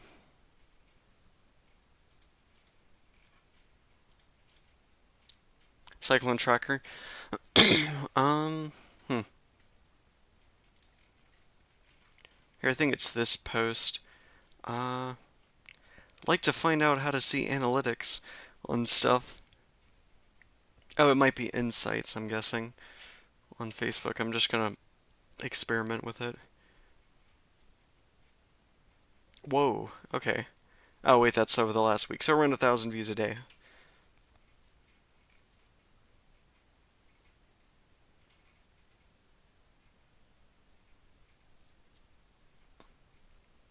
Wow, okay, that was my top content. Interesting.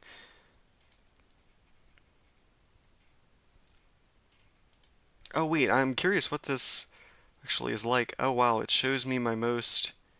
Sort by not reach. I want to do by views.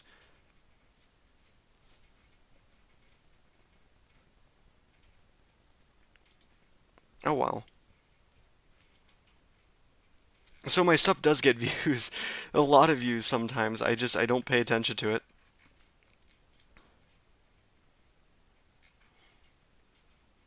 Let's see, what else is there? Uh, I'm just experimenting with some things. If you have any questions, just leave them in the chat and I will answer them.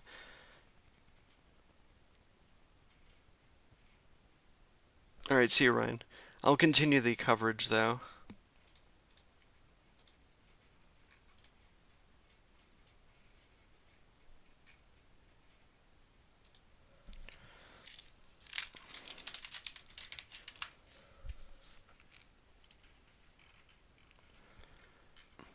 Because man, I mean, I've just found it impressive though that Pagasa has 6.6 million followers on Facebook. It just shows how much people use it in the Philippines there.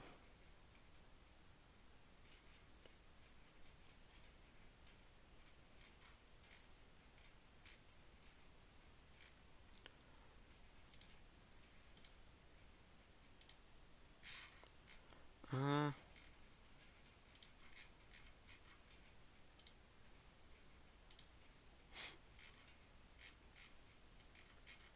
where the heck is my comments? Uh,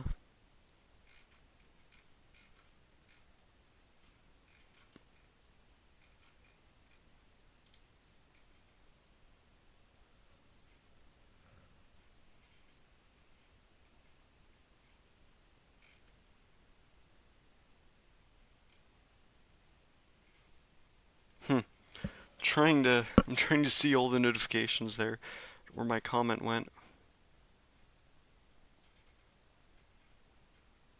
Jeez, oh, trying to learn how to use Facebook is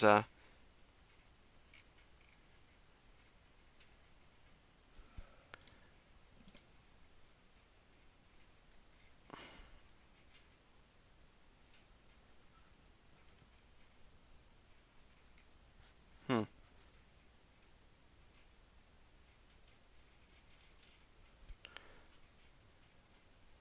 Not seeing a whole lot there. Okay.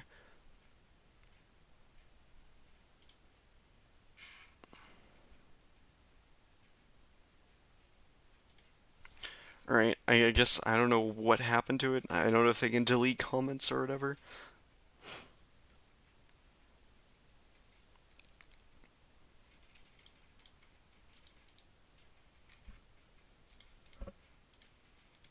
I don't think so. I think it's just that I sent an image.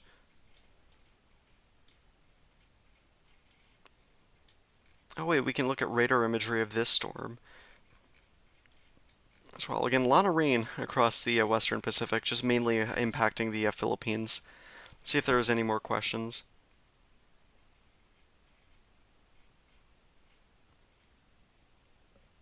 Where am I from? I am from the United States. I am from a completely different area. It's around midnight for me.